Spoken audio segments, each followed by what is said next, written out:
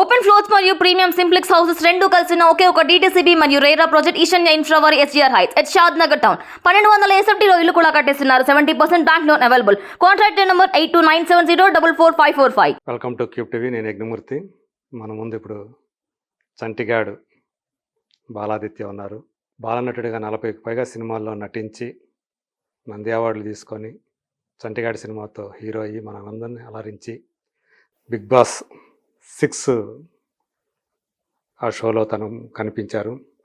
So ఇప్పుడు ఏం చేస్తున్నారు, బిగ్ బాస్ షో గురించి ఆయన అభిప్రాయం ఏంటి, ఇప్పుడు ఈ 7th సీజన్లో ఆయన ప్రెడిక్షన్స్ ఏమిటి, ఎవరు విజేతగా గెలుస్తారని ఆయన అనుకుంటున్నారు, ఈ విషయాలన్నీ కూడా ఆయన నోటి ద్వారానే తెలుసుకుందాం. నమస్తే ఆదిత్య. నమస్తే అండి.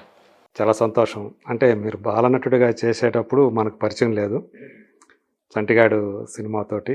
అప్పటి నుంచి అదొక ఫ్యామిలీ కాబట్టి, మా జర్నలిస్ట్ ఫ్యామిలీ కాబట్టి అది తీసింది, సినిమా ప్రొడ్యూస్ చేసింది, డైరెక్ట్ చేసింది అంతా కూడా రాజుగారు జయ. అట్లా మీరు తర్వాత సుహాసిని హీరోయిన్ ఇద్దరు ఆ సినిమాతో పరిచయం అయ్యారు.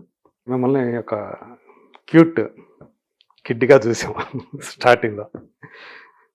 సో ఎలా అనిపిస్తుంది మీకు ఈ జర్నీ అంతా చూస్తూ ఉంటే?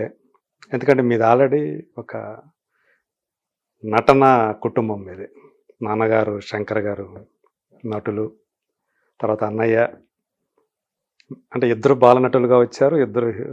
తర్వాత తను టెలివిజన్ హీరో అయ్యారు, మీరు సినిమా హీరో అయ్యారు. సో ఎలా అనిపిస్తుంటుంది మీకు ఈ జర్నీ అంతా కూడా చూస్తూ ఉంటే? అంటే మీరు అనుకున్నది, మీరు ఆశించినది దక్కింది అనుకుంటున్నారా? ఇంకా చేయాల్సిన చాలా ఉంది, ఇలాంటి అభిప్రాయం ఏమైనా ఉందా? ఇప్పుడు నేను ఎండ్ ఆఫ్ మై జర్నీలో ఉండి ఇంకా రేపటి నుంచి నేను సినిమాలు చేయట్లేదు అనుకుంటే మేబీ వెనక్కి తిరిగి చూసి అలా అయింది మాట్లాడాల్సి వస్తుంది. అంటే I'm somewhere still in the middle. Yes, అంటే నిజంగా చెప్పాలి కుర్రాడే కాకపోతే మరి ఇంటర్మీడియట్ చదివేటప్పుడు వచ్చారు కాబట్టి హీరోగా వచ్చి చాలా కాలం అయినట్టు అనిపిస్తూ ఉంది. అవునవును, that is true. But yeah, కొంతమందికి ఏమవుతుందంటే హీరోగా యంగ్గా రావడమే కాదు, సినిమా యాక్టర్గా కూడా చాలా చిన్న వయసులో వచ్చేసాను, 6 ఏళ్ళకి వచ్చాను. సో దానివల్ల మనకి నెంబర్స్ పెద్దగా కనిపిస్తాయి. బట్ నెంబర్స్ పక్కన పెట్టేస్తే ది ఎక్స్పీరియన్స్ విత్ పీపుల్, ఎవరెవరితో పనిచేసాము, ఎవరెవరిని కలవగలిగాము. ఇప్పుడు మనకు అంటూ ఉంటారు, మన లైఫ్లో కొంతమందిని కలవడం వల్ల మనం చాలా ప్రభావితం అవుతాం. అది మన టీచర్ కావచ్చు, లేదా మన నాన్నగారి ఫ్రెండ్ కావచ్చు, మన అమ్మ వాళ్ళ సంగీతం క్లాస్మేట్ కావచ్చు, లేదా మన అన్నయ్య వాళ్ళ ఫ్రెండ్ నాన్నగారు ఎవరైనా కావచ్చు. అలాంటి చాలా చాలా మంచి వాళ్ళని, చాలా గొప్ప వాళ్ళని, చాలా మేధావుల్ని కలిసామని అలాగే చెప్పుకుంటాము మన సర్కిల్స్లో త్రూ వేరియస్ సోర్సెస్. నేను నా ప్రైమరీ సర్కిల్లోనే in the name of cinema industry నేను చాలామంది మహానుభావులను కలవగలిగాను. సో అందుకు నేను first of all I feel I'm blessed ఈ ఫీల్డ్లో ఉన్నందువల్ల. Definitely yes. ఇది అందరికీ దక్కే అవకాశం కాదండి. అంటే యాక్ట్ చేయడం గురించి మాట్లాడలేదు నేను. I'm not talking as an actor, human being కనుక చూసుకుంటే ఎలాంటి వాళ్ళతో పనిచేయగలిగాం, ఎలాంటి మహానుభావులతో, ఎలాంటి మేధావులతో, ఎలాంటి స్థితప్రజ్ఞులతో, అలాంటి వాళ్ళతో పనిచేయగలగడం అనేది అది సరే.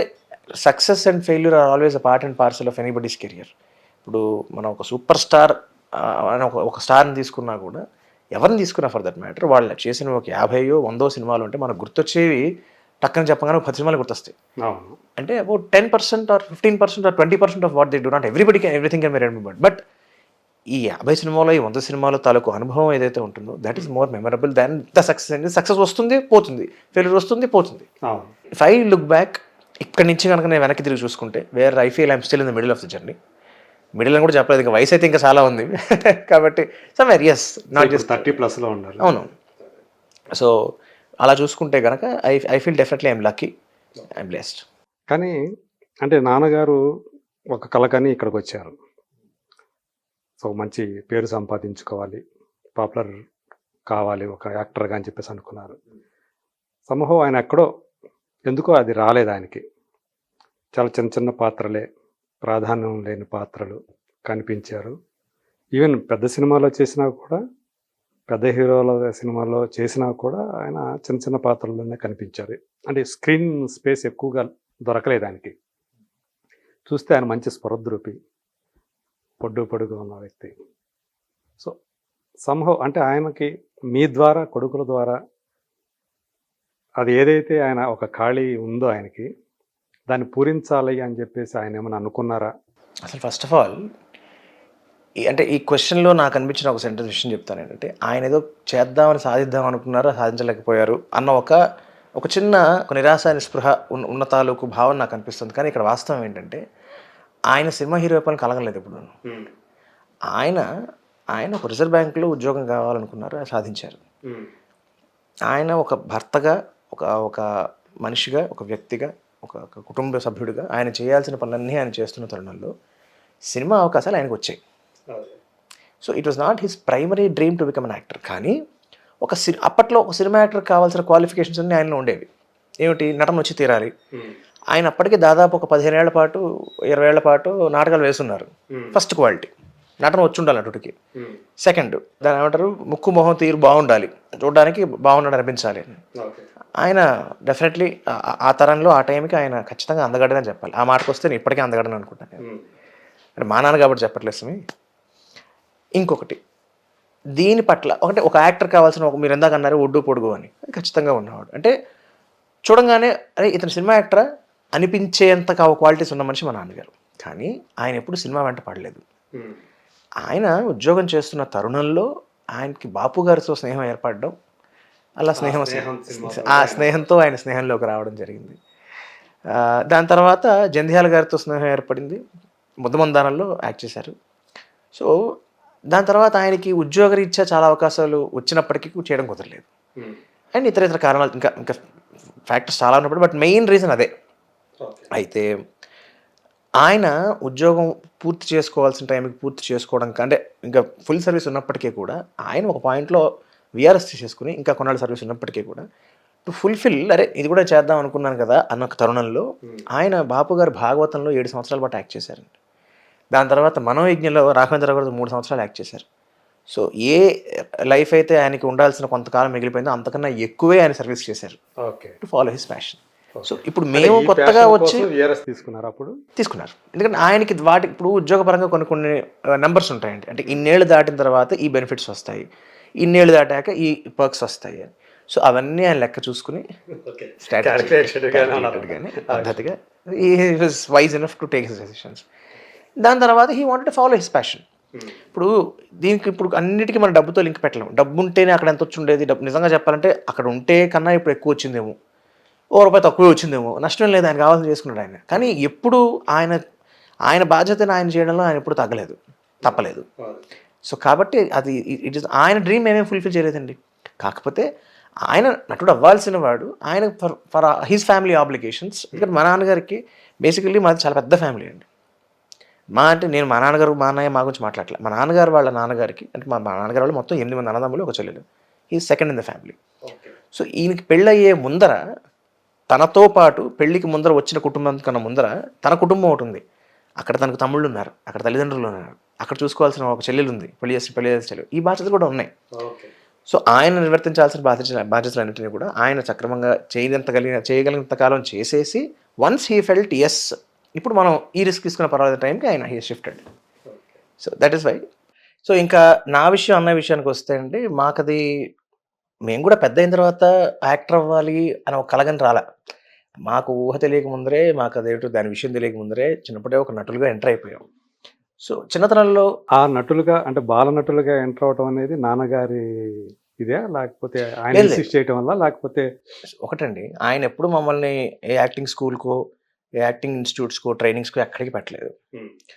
ఇలా ఆడిషన్ వచ్చింది అని ఫస్ట్ అన్నయ్య వచ్చాడు కిట్టిగాడికి టైటిల్ రోల్. అవును, వచ్చినప్పుడు అన్నయ్య వాళ్ళ ఫ్రెండ్ గురు అని ఒక అబ్బాయి ఇలా ఆడిషన్ వచ్చింది, పేపర్లో వచ్చింది, నువ్వు కూడా రారా అని అడిగాట అన్నయ్యని.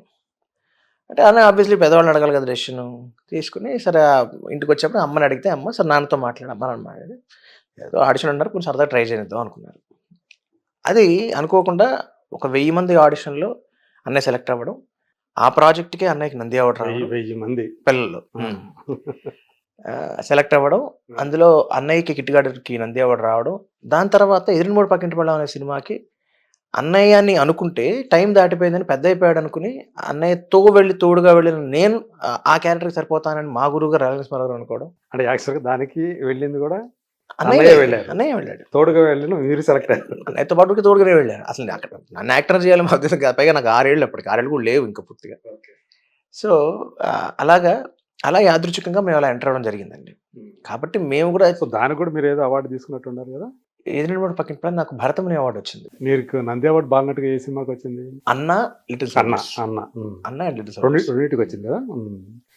లిటిల్ సోల్జర్స్ అంటే మన గంగరాజు గారు. గంగరాజు గారు, గుండం గంగరాజు గారు. సో అట్లా అనుకోకుండా, మీరైతే అనుకోకుండానే ఇద్దరం అలా అన్నయ్య కూడా చెప్తున్నా కదండి, ఏదో ఫ్రెండ్ చెప్పాడు కదా సరదాగా ట్రై చేద్దాం అని ఒక ఉద్దేశంతో ట్రై చేసింది తప్ప.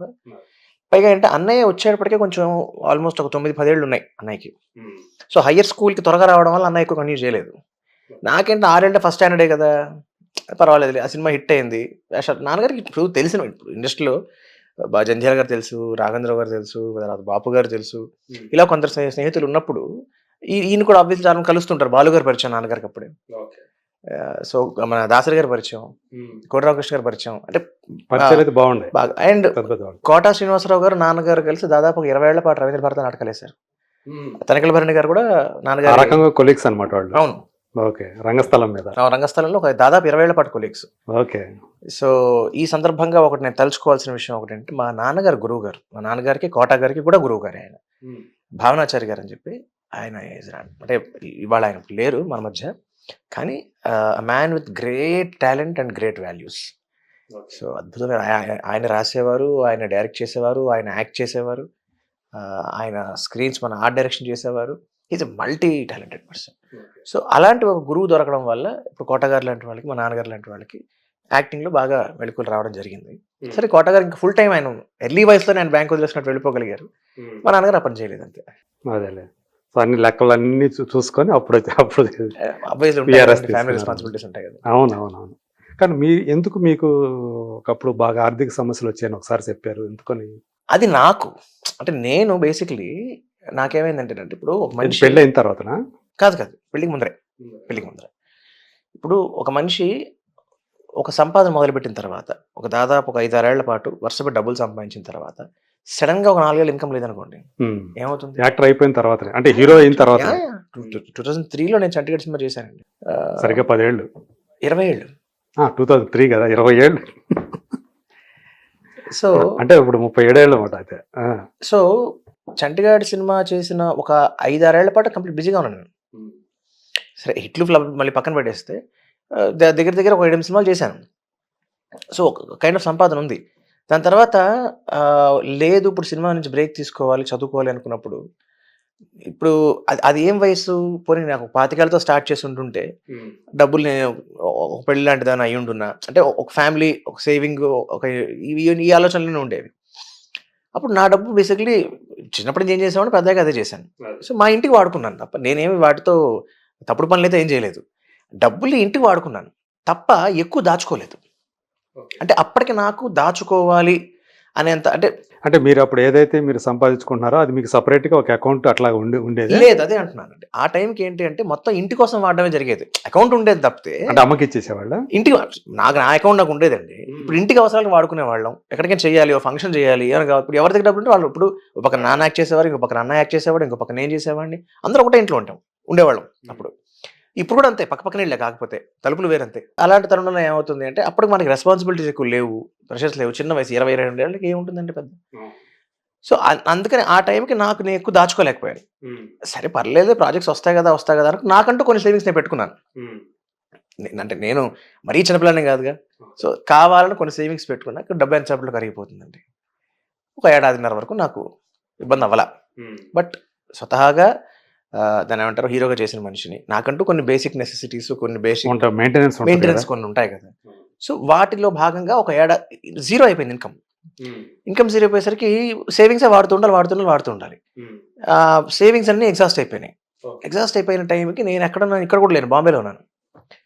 సో నాకు నెక్స్ట్ చదువుకోవడానికి సో ఆ టైంలో నేను చాలా ఇబ్బంది పడ్డాను. అంటే ఒకటి అది ఇంట్లో వాళ్ళ నుంచి ఏమైనా తీసుకోకూడదు అలా ఏం కాదండి. కాకపోతే ఏంటంటే ఏమవుతుందంటే అండి, ఒక మనిషికి తనంతా తను సంపాదించే పరిస్థితి ఉన్నప్పుడు ఎక్కువ డిపెండ్ ఒప్పుకోదు. అదే ఒక పాయింట్ తర్వాత ఫ్రెండ్స్ని అడగచ్చు, ఫ్రెండ్స్ ఇస్తారు, బయట వాళ్ళు అడగలేం. ఫ్రెండ్స్ అంటే వడ్డీ కూడా ఇవ్వరు. అలాంటి ఫ్రెండ్సే ఉన్నారు నాకు.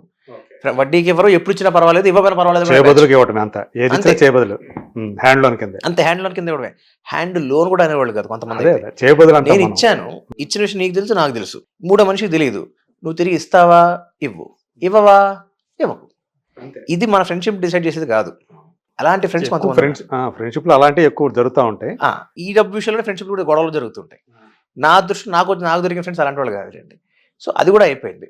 అయిపోయిన తర్వాత ఇప్పుడు ఇంట్లో ఏంటి, ఇప్పుడు అప్పుడే అన్నయ్యకి మ్యారేజ్ అయిపోయి, అన్నయ్య ఫ్యామిలీ రీత్యా, మా వదిన ఉద్యోగం రీత్యా, మా అన్నయ్య మేము చాలా దూరంగా ఉండేవాళ్ళు. సో అందుకే ఈ కారణం చేత అన్నయ్య ఫిల్మ్ నగర్ దగ్గరికి వచ్చాడు. సో అప్పుడు మేము ఇంట్లో విడిగా ఉండేవాళ్ళం. నాన్నగారు పెద్ద అయిపోయారు, నాన్న ఇన్కమ్ తగ్గింది, నేను కరెక్ట్గా ఇన్కమ్ నేను ఆగిపోయిన స్టేజ్ అది. సో నాన్న అప్పటికి హీ వాజ్ 60+. సో 60 ఏళ్ళు దాటిన తర్వాత ఆయన నుంచి ఎక్స్పెక్ట్ చేయడం ధర్మం కాదు. నేను నా కోర్స్ అవ్వట్లేదు, 1 year డిలే అయిపోయింది. సో ఆ 1 year I had tough time. But yes, అన్నయ్య హెల్ప్ చేశాడు, ఫ్రెండ్స్ హెల్ప్ చేశారు. మరీ అంత అంత కటిక పేదరికం కాదు కానీ, బట్ యా, అంటే ఆ కష్టం తెలిసింది, దాని విలువ తెలిసింది బాగా. ఏదో భూమి అమ్మేసుకోవటం లేదో అవును, జరిగింది. ఒకసారి జరిగింది. అవును, ఎస్. అంటే మీ పేరు మీద ఉన్నది అది. లేదు, అంటే మా కామన్ గా ఉన్నదే అది. వాస్తవానికి అదేంటంటే అన్నయ్యకి నాకు అనుకున్నది, ఇంక తప్పక అప్పులు ఎక్కువైపోయి ఇంక తప్పక అది అన్నయ్యకి ఏమీ ఇవ్వకుండా మొత్తం నాకే వాడడం జరిగింది. ఓకే. దానికి అన్నయ్య ఎప్పుడు అభ్యంతరం చెప్పలేదు. అప్పుడు అన్నయ్యకి పెళ్ళి అయిపోయింది, వదిన కూడా మాట్లాడలేదు. అది వాళ్ళకు మంచి మనసు అనుకోవాలి. ఖచ్చితంగా. అంటే అన్నయ్య ఓకే అంటే అన్నయ్యకి మీ మీద చాలా వాత్సల్యం. తమ్ముడు 5 ఏళ్ల చిన్నవాడు, అవును, చిన్నప్పుడు మిమ్మల్ని ఎత్తుకున్నాను కూడా చెప్పాడు. సో ఆ కన్సర్న్ ఇది ఉంది వాత్సల్యం కాబట్టి బాగా కదండి ఉంది. దానివల్ల గొడవలు లేదు. ఏంటి డబ్బులు విడిపోయిన అన్నదమ్ములు ఎంతమంది లేరు? మన ఇందాక స్నేహితులని అనుకున్నాం. ఒకవేళ దాన్ని కూడా పక్కన పెట్టిన వదిన గారు కూడా, మీ వదిన గారు అది గొప్ప విషయం. అది అదృష్టం. ఏంటంటే ఇప్పుడు అన్నయ్య కాబట్టి, నేను తమ్ముడు కాబట్టి ప్రేమ ఉండొచ్చు. వచ్చిన తప్పటానికి ఏం లేదు ఇందులో. వచ్చిన ఆడ మనిషికి ఏమనిపిస్తుంది, అదేంటిది నీకు రావాల్సింది కదా, అది వాటా, ఎలా మన వాటా ఏంది అని వదిలేస్తావు? వస్తుంది. ఎలా వదిలేస్తావు? పేరుకి వదినే కానివ్వండి, she's like my second mother. So ఆవిడ కూడా అలాగే, వాళ్ళకు కొడుకు పుట్టకన్నా ముందర మా వదిలికి నేనే పెద్ద కొడుకు. ఓకే. సో ఆ వాత్సల్యం ఉంది కాబట్టి ఇక్కడ వాటి వల్ల ఇబ్బందులు జరగదు ఇప్పుడు కూడా. సో అన్నయ్య ఏమో అటు యాక్చువల్గా తను కూడా సినిమా హీరో కావాలనుకున్నాడు. ఏదో స్టార్టింగ్ ఒక సినిమా చేశాడు, అది రిలీజ్ కాకుండా ఆగిపోయింది. తర్వాత తను సీరియల్స్కి వెళ్ళిపోయాడు. సో ఈ కెరీర్ పరంగా ఏవైతే మీకు ఎదురైనాయో వీటిని ఒక అడ్డంకులు అనుకుందామా, లేకపోతే ఇంకోటి అనుకుందామా, కొంచెం ఏదైనా మనసులో అనిపిస్తూ ఉంటుందా, ఎక్కడ ఏం జరుగుతూ ఉంది? ఎందుకు అనిపించి ఖచ్చితంగా అనిపిస్తుంది. ఇప్పుడు మేము ఋషులం కాదుగా, ఏం జరిగినా అంతా మనం మంచిగా వదిలేయడానికి. అంటే మన ముందు మనతో పాటు వచ్చిన వాళ్ళు, మన తర్వాత వచ్చిన వాళ్ళు చూసుకున్నప్పుడు. కాకపోతే ఏమవుతుందంటే ఇక్కడ గమ్మత్ ఏంటంటేనండి, ఎవరిది డిఫరెంట్గా ఉండదు ఇక్కడ. ఇప్పుడు ఫర్ ఎగ్జాంపుల్, ఇప్పుడు అన్నయ్య వచ్చిన టైంకి చాలా మంది వచ్చారు. 2001 అన్నయ్య చేసింది అందం అనే సినిమా, అందం రిలీజ్ అవ్వలేదు అనుకో సినిమా. చాలా మంది వచ్చారు, నాకు తెలుసు. ఆ చాలా మంది ఇప్పుడు ప్రశ్న ఎక్కడ ఉన్నారు. ఆ చాలా మందిలో కొంతమంది బాగా ఎదిగారు, కొంతమంది పాపం అసలు ఎక్కడ ఉన్నారు కూడా ఎవరికి తెలియదు. మా అన్నయ్య he still active in acting. ఇప్పుడు 20 ఏళ్ళు దాటిపోయింది, 22 ఏళ్ళు అయింది. ఏది అందం సినిమా జరిగి ఉండి, వాళ్ళ నిజంగా సినిమా రిలీజ్ అయ్యి ఉండుంటే, సినిమా ఫ్లాప్ అయ్యి ఉండుంటే, మళ్ళీ అన్నయ్య నిజంగా యాక్టింగ్ మానేసి అయిష్టంగా వేరే పని చేసుకోవాల్సి వచ్చేదేమో. ఏం జరిగింది చెప్పలేము. And we cannot decide anything. వెనక్కి వెళ్ళి మనం డిజైన్ చేయలేము. ఆ టైంకి వాడు ఆబ్వియస్లీ అండి లైఫ్లో ఫస్ట్ పిక్చర్ ఒకటి వస్తున్నప్పుడు ఆ సినిమా తయారైపోయి కాపీ వచ్చేసి రిలీజ్ డేట్ అనౌన్స్ అయిపోయి రిలీజ్ అవ్వకపోతే ఎవరికైనా ఎలా ఉంటుందండి? ఎంత డిప్రెషన్గా ఉంటుంది, అసలు ఎంత కష్టం అది. నిజంగా దాన్ని జీర్ణం చేసుకోవటం మనసుకి కష్టం, చాలా కష్టం. సినిమా నేర్చుకునే ఉద్దేశం ఉండగలగాలి కానీ ఇండస్ట్రీ మనకు చాలా నేర్పిస్తుంది, చాలా తట్టుకునే శక్తి నేర్పిస్తుంది. అలాంటివి తట్టుకోగలిగే చాలా మంది గట్టిపడతారు. అది తట్టుకున్నాడు కాబట్టే ప్లాట్ఫామ్ ఏదైనా పర్వాలేదు, నేను యాక్టర్గా ఉండాలని డిసైడ్ అయ్యాడు కాబట్టి 22 ఏళ్ళైనా ఇప్పటికీ ఇంకా హిస్టిల్ యాక్టివ్ అంటే టచ్ వుడ్ ఇంకా యాక్టివ్గా ఉంటాడు. మరి యాక్టింగ్ చెయ్యలేక, యాక్టింగ్ చేయడానికి అవకాశాలు లేక, టాలెంట్ ఉండి మళ్ళీ నేనే తప్పటట్లు టాలెంట్ లేదు కదా, టాలెంట్ కూడా ఉండి అదే మెయిన్ కలిసి రాక చాలా మంది చేస్తున్న పరిస్థితి ఏంటి? ఇప్పుడు ఇద్దరు విషయంలో జరిగింది అదే. టాలెంట్ ఉండి చక్కగా పర్ఫామ్ చేయగల నటులు ఇద్దరు కూడా. సో ఎందుకు ఇలాంటి అంటే దానికి ఏమైనా లక్ కూడా అంటారు. మాట చెప్పారు అంటే నేను దాన్నే డిపెండెన్స్ గా తీసుకోను కానీ, అందం ఉన్నా, టాలెంట్ ఉన్నా, డబ్బు ఉన్నా, బ్యాక్గ్రౌండ్ ఉన్నా, ఏ ఉన్నా లేకపోయినా ఆవగించేంత అదృష్టం ఉండాలి అంటారు ఆయన. ఇంకొకటి ఏంటంటేనండి, అదృష్టం ఒకటే కాదు, సినిమా ఇండస్ట్రీలో సక్సెస్ అవ్వడానికి చాలా ఫ్యాక్టర్స్ కలిసి రావాలి. అవేవి మళ్ళీ క్యాల్కులేటెడ్ ఫ్యాక్టర్స్ కాదు. అలా అయ్యుండుంటే మహా దర్శకుల పిల్లలు ఎందుకు వర్కౌట్ అవ్వలేకపోయారు, మహా యాక్టర్ల పిల్లలు ఎందుకు వర్కౌట్ అవ్వలేకపోయారు? సో ఏ ఉన్నా లేకపోయినా అనేది కాదు ఇక్కడ మ్యాటర్. అంటే చాలా విషయాలు కలిసి రావాలి. కొంతమంది ఏంటంటే ఎక్కువ క్యాస్ట్ని కూడా ఇక్కడ తీసుకొస్తా ఉంటారు. నేను యాక్చువల్లీ దాన్ని ఎక్కువ పట్టించుకోనండి. అది పట్టించుకున్న గురించి నేను మాట్లాడను. ఇప్పుడు అది నేను ఒక కూడా ఇక్కడ మనిషిని- అంటే ఒక నేను హీరోగా ఎదగటానికి ఉమ్, ఎదగాలంటే అవకాశాలు రావాలంటే ఉమ్. ఇది కూడా ఒక ఫ్యాక్టరే అని చెప్పేసి అని నేనైతే గట్టిగా నమ్మనండి. నేను ఖచ్చితంగా దాన్ని నమ్మను. ఎందుకంటున్నానంటే ఇప్పుడు నేను చూసే కోణం చెప్తున్నా. నాకు చూసే వాళ్ళ గురించి నాకు తెలియదు. నేను ఒక మనిషితో స్నేహం చేసేటప్పుడు, ఒక మనిషిలో టాలెంట్ చూసేటప్పుడు, ఒక మనిషితో ఒక పని చేసేటప్పుడు నేను వాడి క్యాస్ట్ ఏంటి, వాడి బ్యాక్గ్రౌండ్ ఏంటి ఇవేం చూడను. నాకు వాడితో రెండే పని, వాడి టాలెంట్, వాడి గుణం. ఈ రెండే నాకు అవసరం. అంటే ఈ రెండు ఉన్నవాడితో నేను అసోసియేట్ అయ్యానా కంటిన్యూ అవుతుంది. నాకు ఈ రెండిట్లో ఏది నాకు లేదు, సెట్ అవ్వట్లేదు అనిపించిందా ఊరుకుంటాను. ఇన్ఫ్యాక్ట్ నన్ను అడిగితే టాలెంట్ కన్నా కూడా మనిషి క్యారెక్టర్ చాలా ఇంపార్టెంట్. చాలా మందికి చాలా టాలెంట్ కాకపోయినా వాళ్ళకున్న క్యారెక్టర్ వల్ల, వాళ్ళకున్న గుణం వల్ల, వాళ్ళకున్న ప్రిన్సిపల్స్ వల్ల, వాళ్ళకున్న వాల్యూస్ వల్ల చాలా సక్సెస్ అయిన వాళ్ళు చాలామంది ఉంటారు. సో అలాగ నా టాలెంట్ ఖచ్చితంగా ఉండాలి, నో డౌట్. కానీ దాంతోపాటు కావాల్సిన తెలివితేటలు, విజ్డమ్ ఉండాలి. People should be wise enough. So అలా నా పాయింట్ అంటే చాలా ఫ్యాక్టర్స్ కలిసి రావాలండి. అంటే మీరు ఏదైతే చదువుకోవడానికి వెళ్ళారో ఆ గ్యాప్ ఏదైతే వచ్చిందో ఆ టైంలో, దానివల్ల మళ్ళీ మీరు హీరోగా రావడానికి, వెనక్కి రావడానికి అదేమైనా అడ్డంకి అయిందా ఆ గ్యాప్ అనేది? డెఫినెట్లీ ఎస్ అండి. ఇండస్ట్రీ ఏంటంటే industry it's a place where out of sight is out of mind. ఇప్పుడు 4 ఏళ్ళు కనబడలేదు నేను 5 ఏళ్ళు. ఎందుకు గుర్తుంటాను? నేను ప్రిపేర్ అయ్యి వెళ్ళాను. ఓకే. ఎందుకంటే ఇప్పుడు ఏ ఒక్కరి లైఫ్ ఒకలా ఉండదండి. అసలు నా లైఫ్ ప్రపంచంలో ఇంకోటి లైఫ్తో అసలు ఉండదు. I cannot compare. మనం ఒక యాపిల్ ఇంకో ఆరెంజ్తో కంపేర్ చేయకూడదు. అదేదో ఒక మాట ఉంది, వెనకటికి ఎవడో దానికి ఏమిటి, చేపకిను పక్షికి రన్నింగ్ రేస్ పెట్టాడంట. అసలు ఏమిటి అసలు చేపకి పరిగెట్టమే బయట నీళ్ళు బయటికి రాదు, పక్షి గుణమే ఎగరడం. ఈ రెండు వదిలేసి ఇటు రన్నింగ్ రేస్ ఏంటండి? అంటే ప్రతివాడికి కొన్ని పారామీటర్స్, కొన్ని లైఫ్లో వాడి తాలూకు అనుభవాలు, వాడికి కొన్ని సెట్ అయిన కొన్ని ఇవి ఉంటాయి, ఇన్సిడెంట్స్ ఉంటాయి. వాటిని బేస్ చేసుకుని మనం ఎవరికి వాళ్ళు ఇండిపెండెంట్గా చూడాలి తప్ప అన్నీ ఒకలాగా అయిపోవాలి, ఒక డిఫైన్డ్గా అవ్వాలని అక్కడ లేదు. ఇక నా విషయానికి వస్తే, నేను యాజ్ ఐ సెడ్ చైల్డ్ ఆర్టిస్ట్గా వచ్చిన వాడిని. అఫ్కోర్స్ అలాంటి వాళ్ళు చాలామంది ఉండొచ్చు. తర్వాత హీరో అయిన తర్వాత చాలా ఎర్లీ ఏజ్లో వచ్చాను. 17 is too young for anybody. Okay, చాలా ఎర్లీగా వచ్చేసాను. ఇప్పుడు చూసిన తర్వాత ఏమనిపిస్తుంది, ఇప్పుడు నిజంగా ఆ టైంలో నేను చూసినప్పుడు ఇక మనకి ఇది కనుక క్లిక్ అవ్వకపోతే వాట్ అబౌట్ టుమారో? ఇప్పుడు నాకు వేరే నాకు బిజినెస్లు ఏం లేవు, మాకు దాని ఏమంటారు ఇన్హెరిటెడ్ ప్రాపర్టీస్ ఏం లేవు వాటిని నమ్ముకుని బతకడానికి, లేదా వేరే కాదు రియల్ ఎస్టేట్ ఎట్లాంటి పెట్టడం అట్లాంటి ఏం లేదు, భూముల మీద పెట్టడం కానీ లేదు. అది పెద్ద అవగాహన లేదు. అంటే భూముల మీద పెట్టడం ఉంది కానీ రియల్ ఎస్టేట్ బిజినెస్ లేదు. బిజినెస్ లేదు. వేరే బిజినెస్లు పెద్ద తెలియదు, అలవాటు లేదు, ఆ మైండ్ సెట్ కాదు.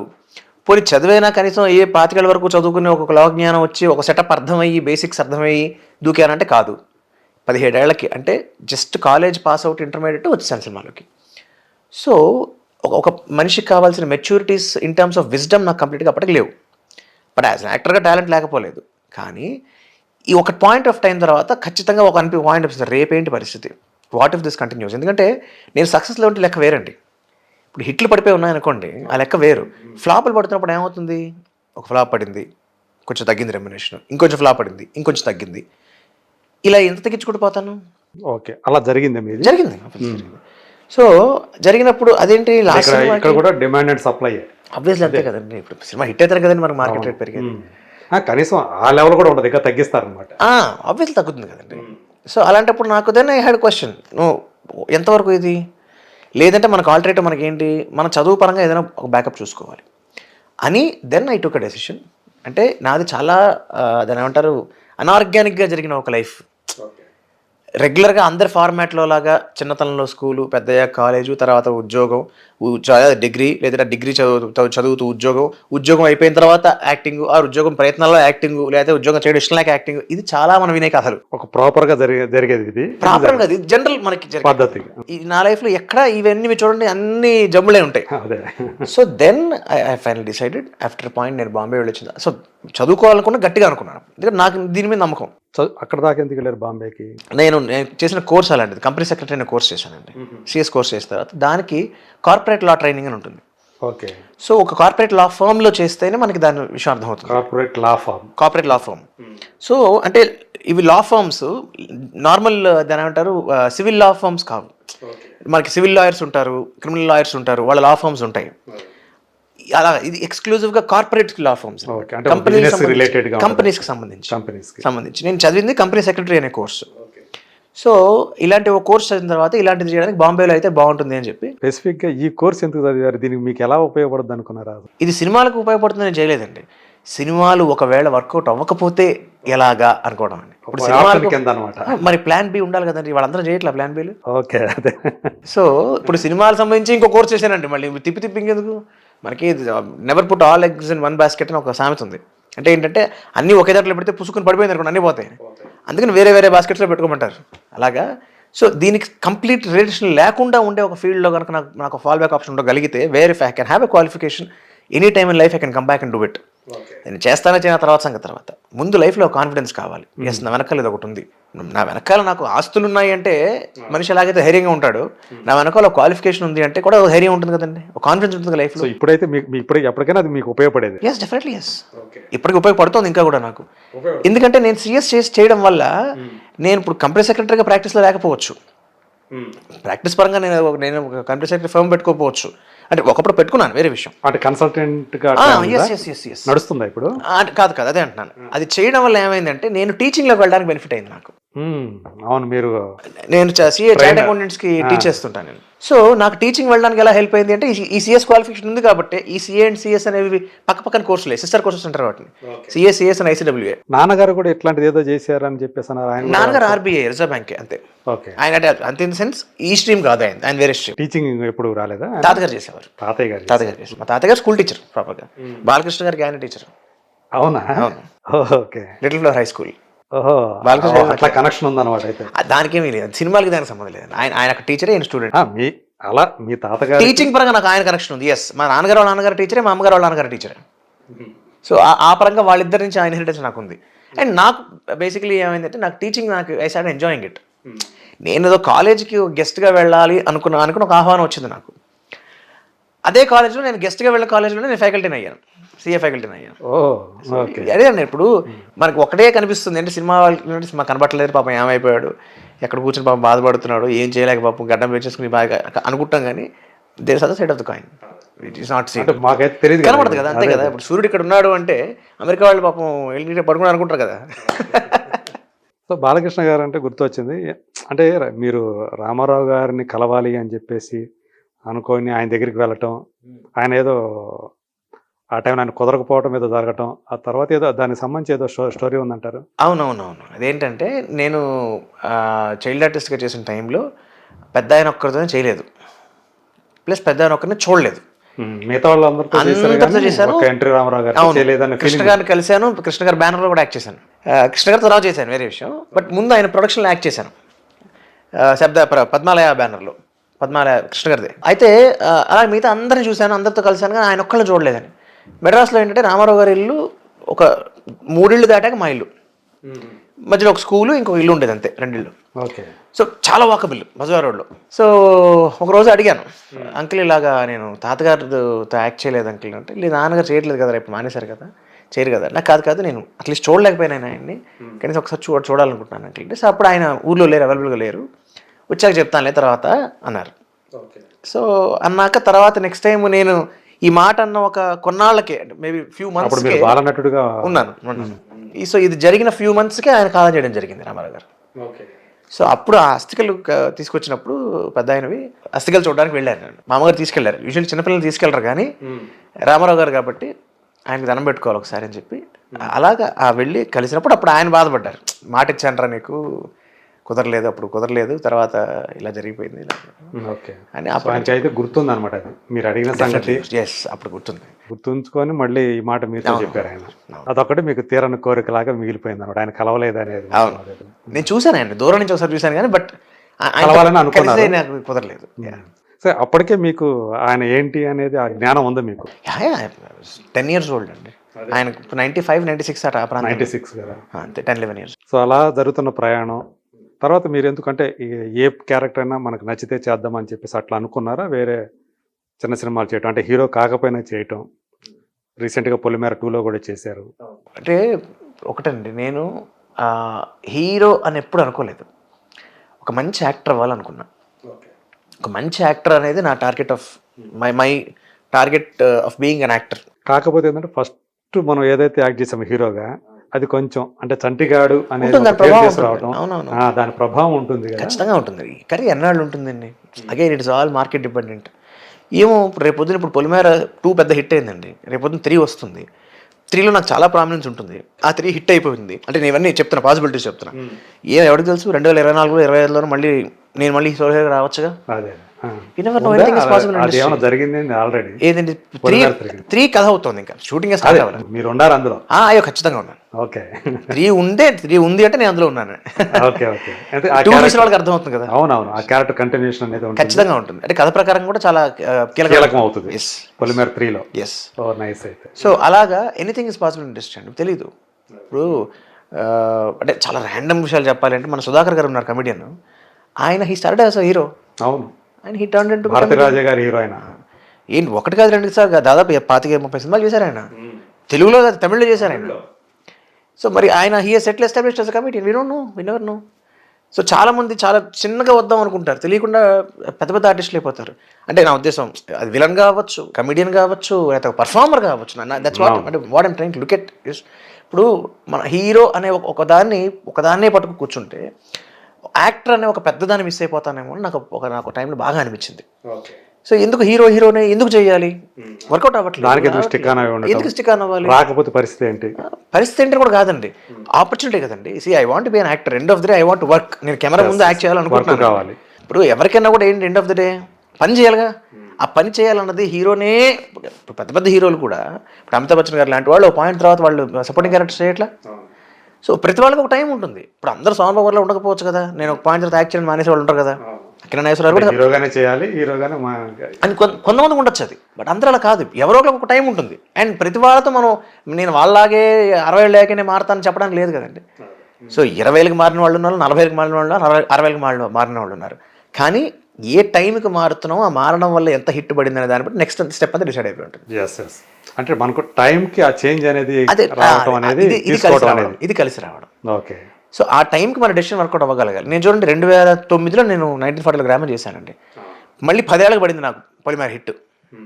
10 ఏళ్ల పాటు మరి దానికి మళ్ళీ మంచి రికగ్నిషన్ వచ్చింది. 1940 గ్రామర్ నేషనల్ అవార్డు వచ్చిన సినిమా అది. మరి నేషనల్ అవార్డు సినిమాలు చేసిన హీరోకి మరి అవకాశాలు నెక్స్ట్ మళ్ళీ 10 ఏళ్ళకి అది కూడా ఏంటి ఓటీటీలో హిట్ పడింది నాకు. పొలిమేర బేసిక్లీ 10 ఏళ్ళండి, 10 ఏళ్ళు దాటింది ఇన్ఫ్యాక్ట్. సో ఓటీటీలో హిట్ పడింది మళ్ళీ. అదంటే ఇప్పుడు ఓటీటీలో హిట్ అనొచ్చా అని అనకూడదా అంటే జనం చెప్పిన దాన్ని బట్టి హిట్ అయ్యా సినిమా. అందుకే అంత మాట్లాడుకున్నారు సినిమా గురించి, అయితే ఇంత ఓపెనింగ్స్ రావు కదండి. మరి ఒక చిన్న సినిమా మరి మొన్నటిదాకా కమెడియన్గా ఉన్న సచిన్ రాజేష్ ఈ సినిమా హీరో అయ్యాడా విలన్ అయ్యాడా అంటే రెండో తనే అయ్యాడు. మొదటి హిట్ అయితే అండ్ దగ్గర 22 కోట్లు ఎంతో కలెక్ట్ చేసిందండి. చిన్న సినిమా అంత కలెక్ట్ చేసింటే మరి మామూలు విషయం కాదు. ఊహాతీతం అంటాం కదా, అలాంటిది జరిగింది.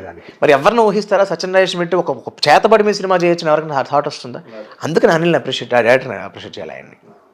సో అలాగా ఒక ఆర్టిస్ట్ని ఐడెంటిఫై చేయగలిగే ఒక మేకర్, ఒక డైరెక్టర్, ఒక ప్రొడ్యూసర్, ఒక సంబడి ఉంటే మనం అది కరెక్ట్గా వాడుకోగలిగితే ఎప్పుడైనా ఎవరికైనా ఏదైనా జరగచ్చు. ఓకే. సో అలా జరుగుతున్న కాలంలో ఈ బిగ్ బాస్లోకి వెళ్ళాలని ఒక నిర్ణయం తీసుకున్నారు కదా. అవును.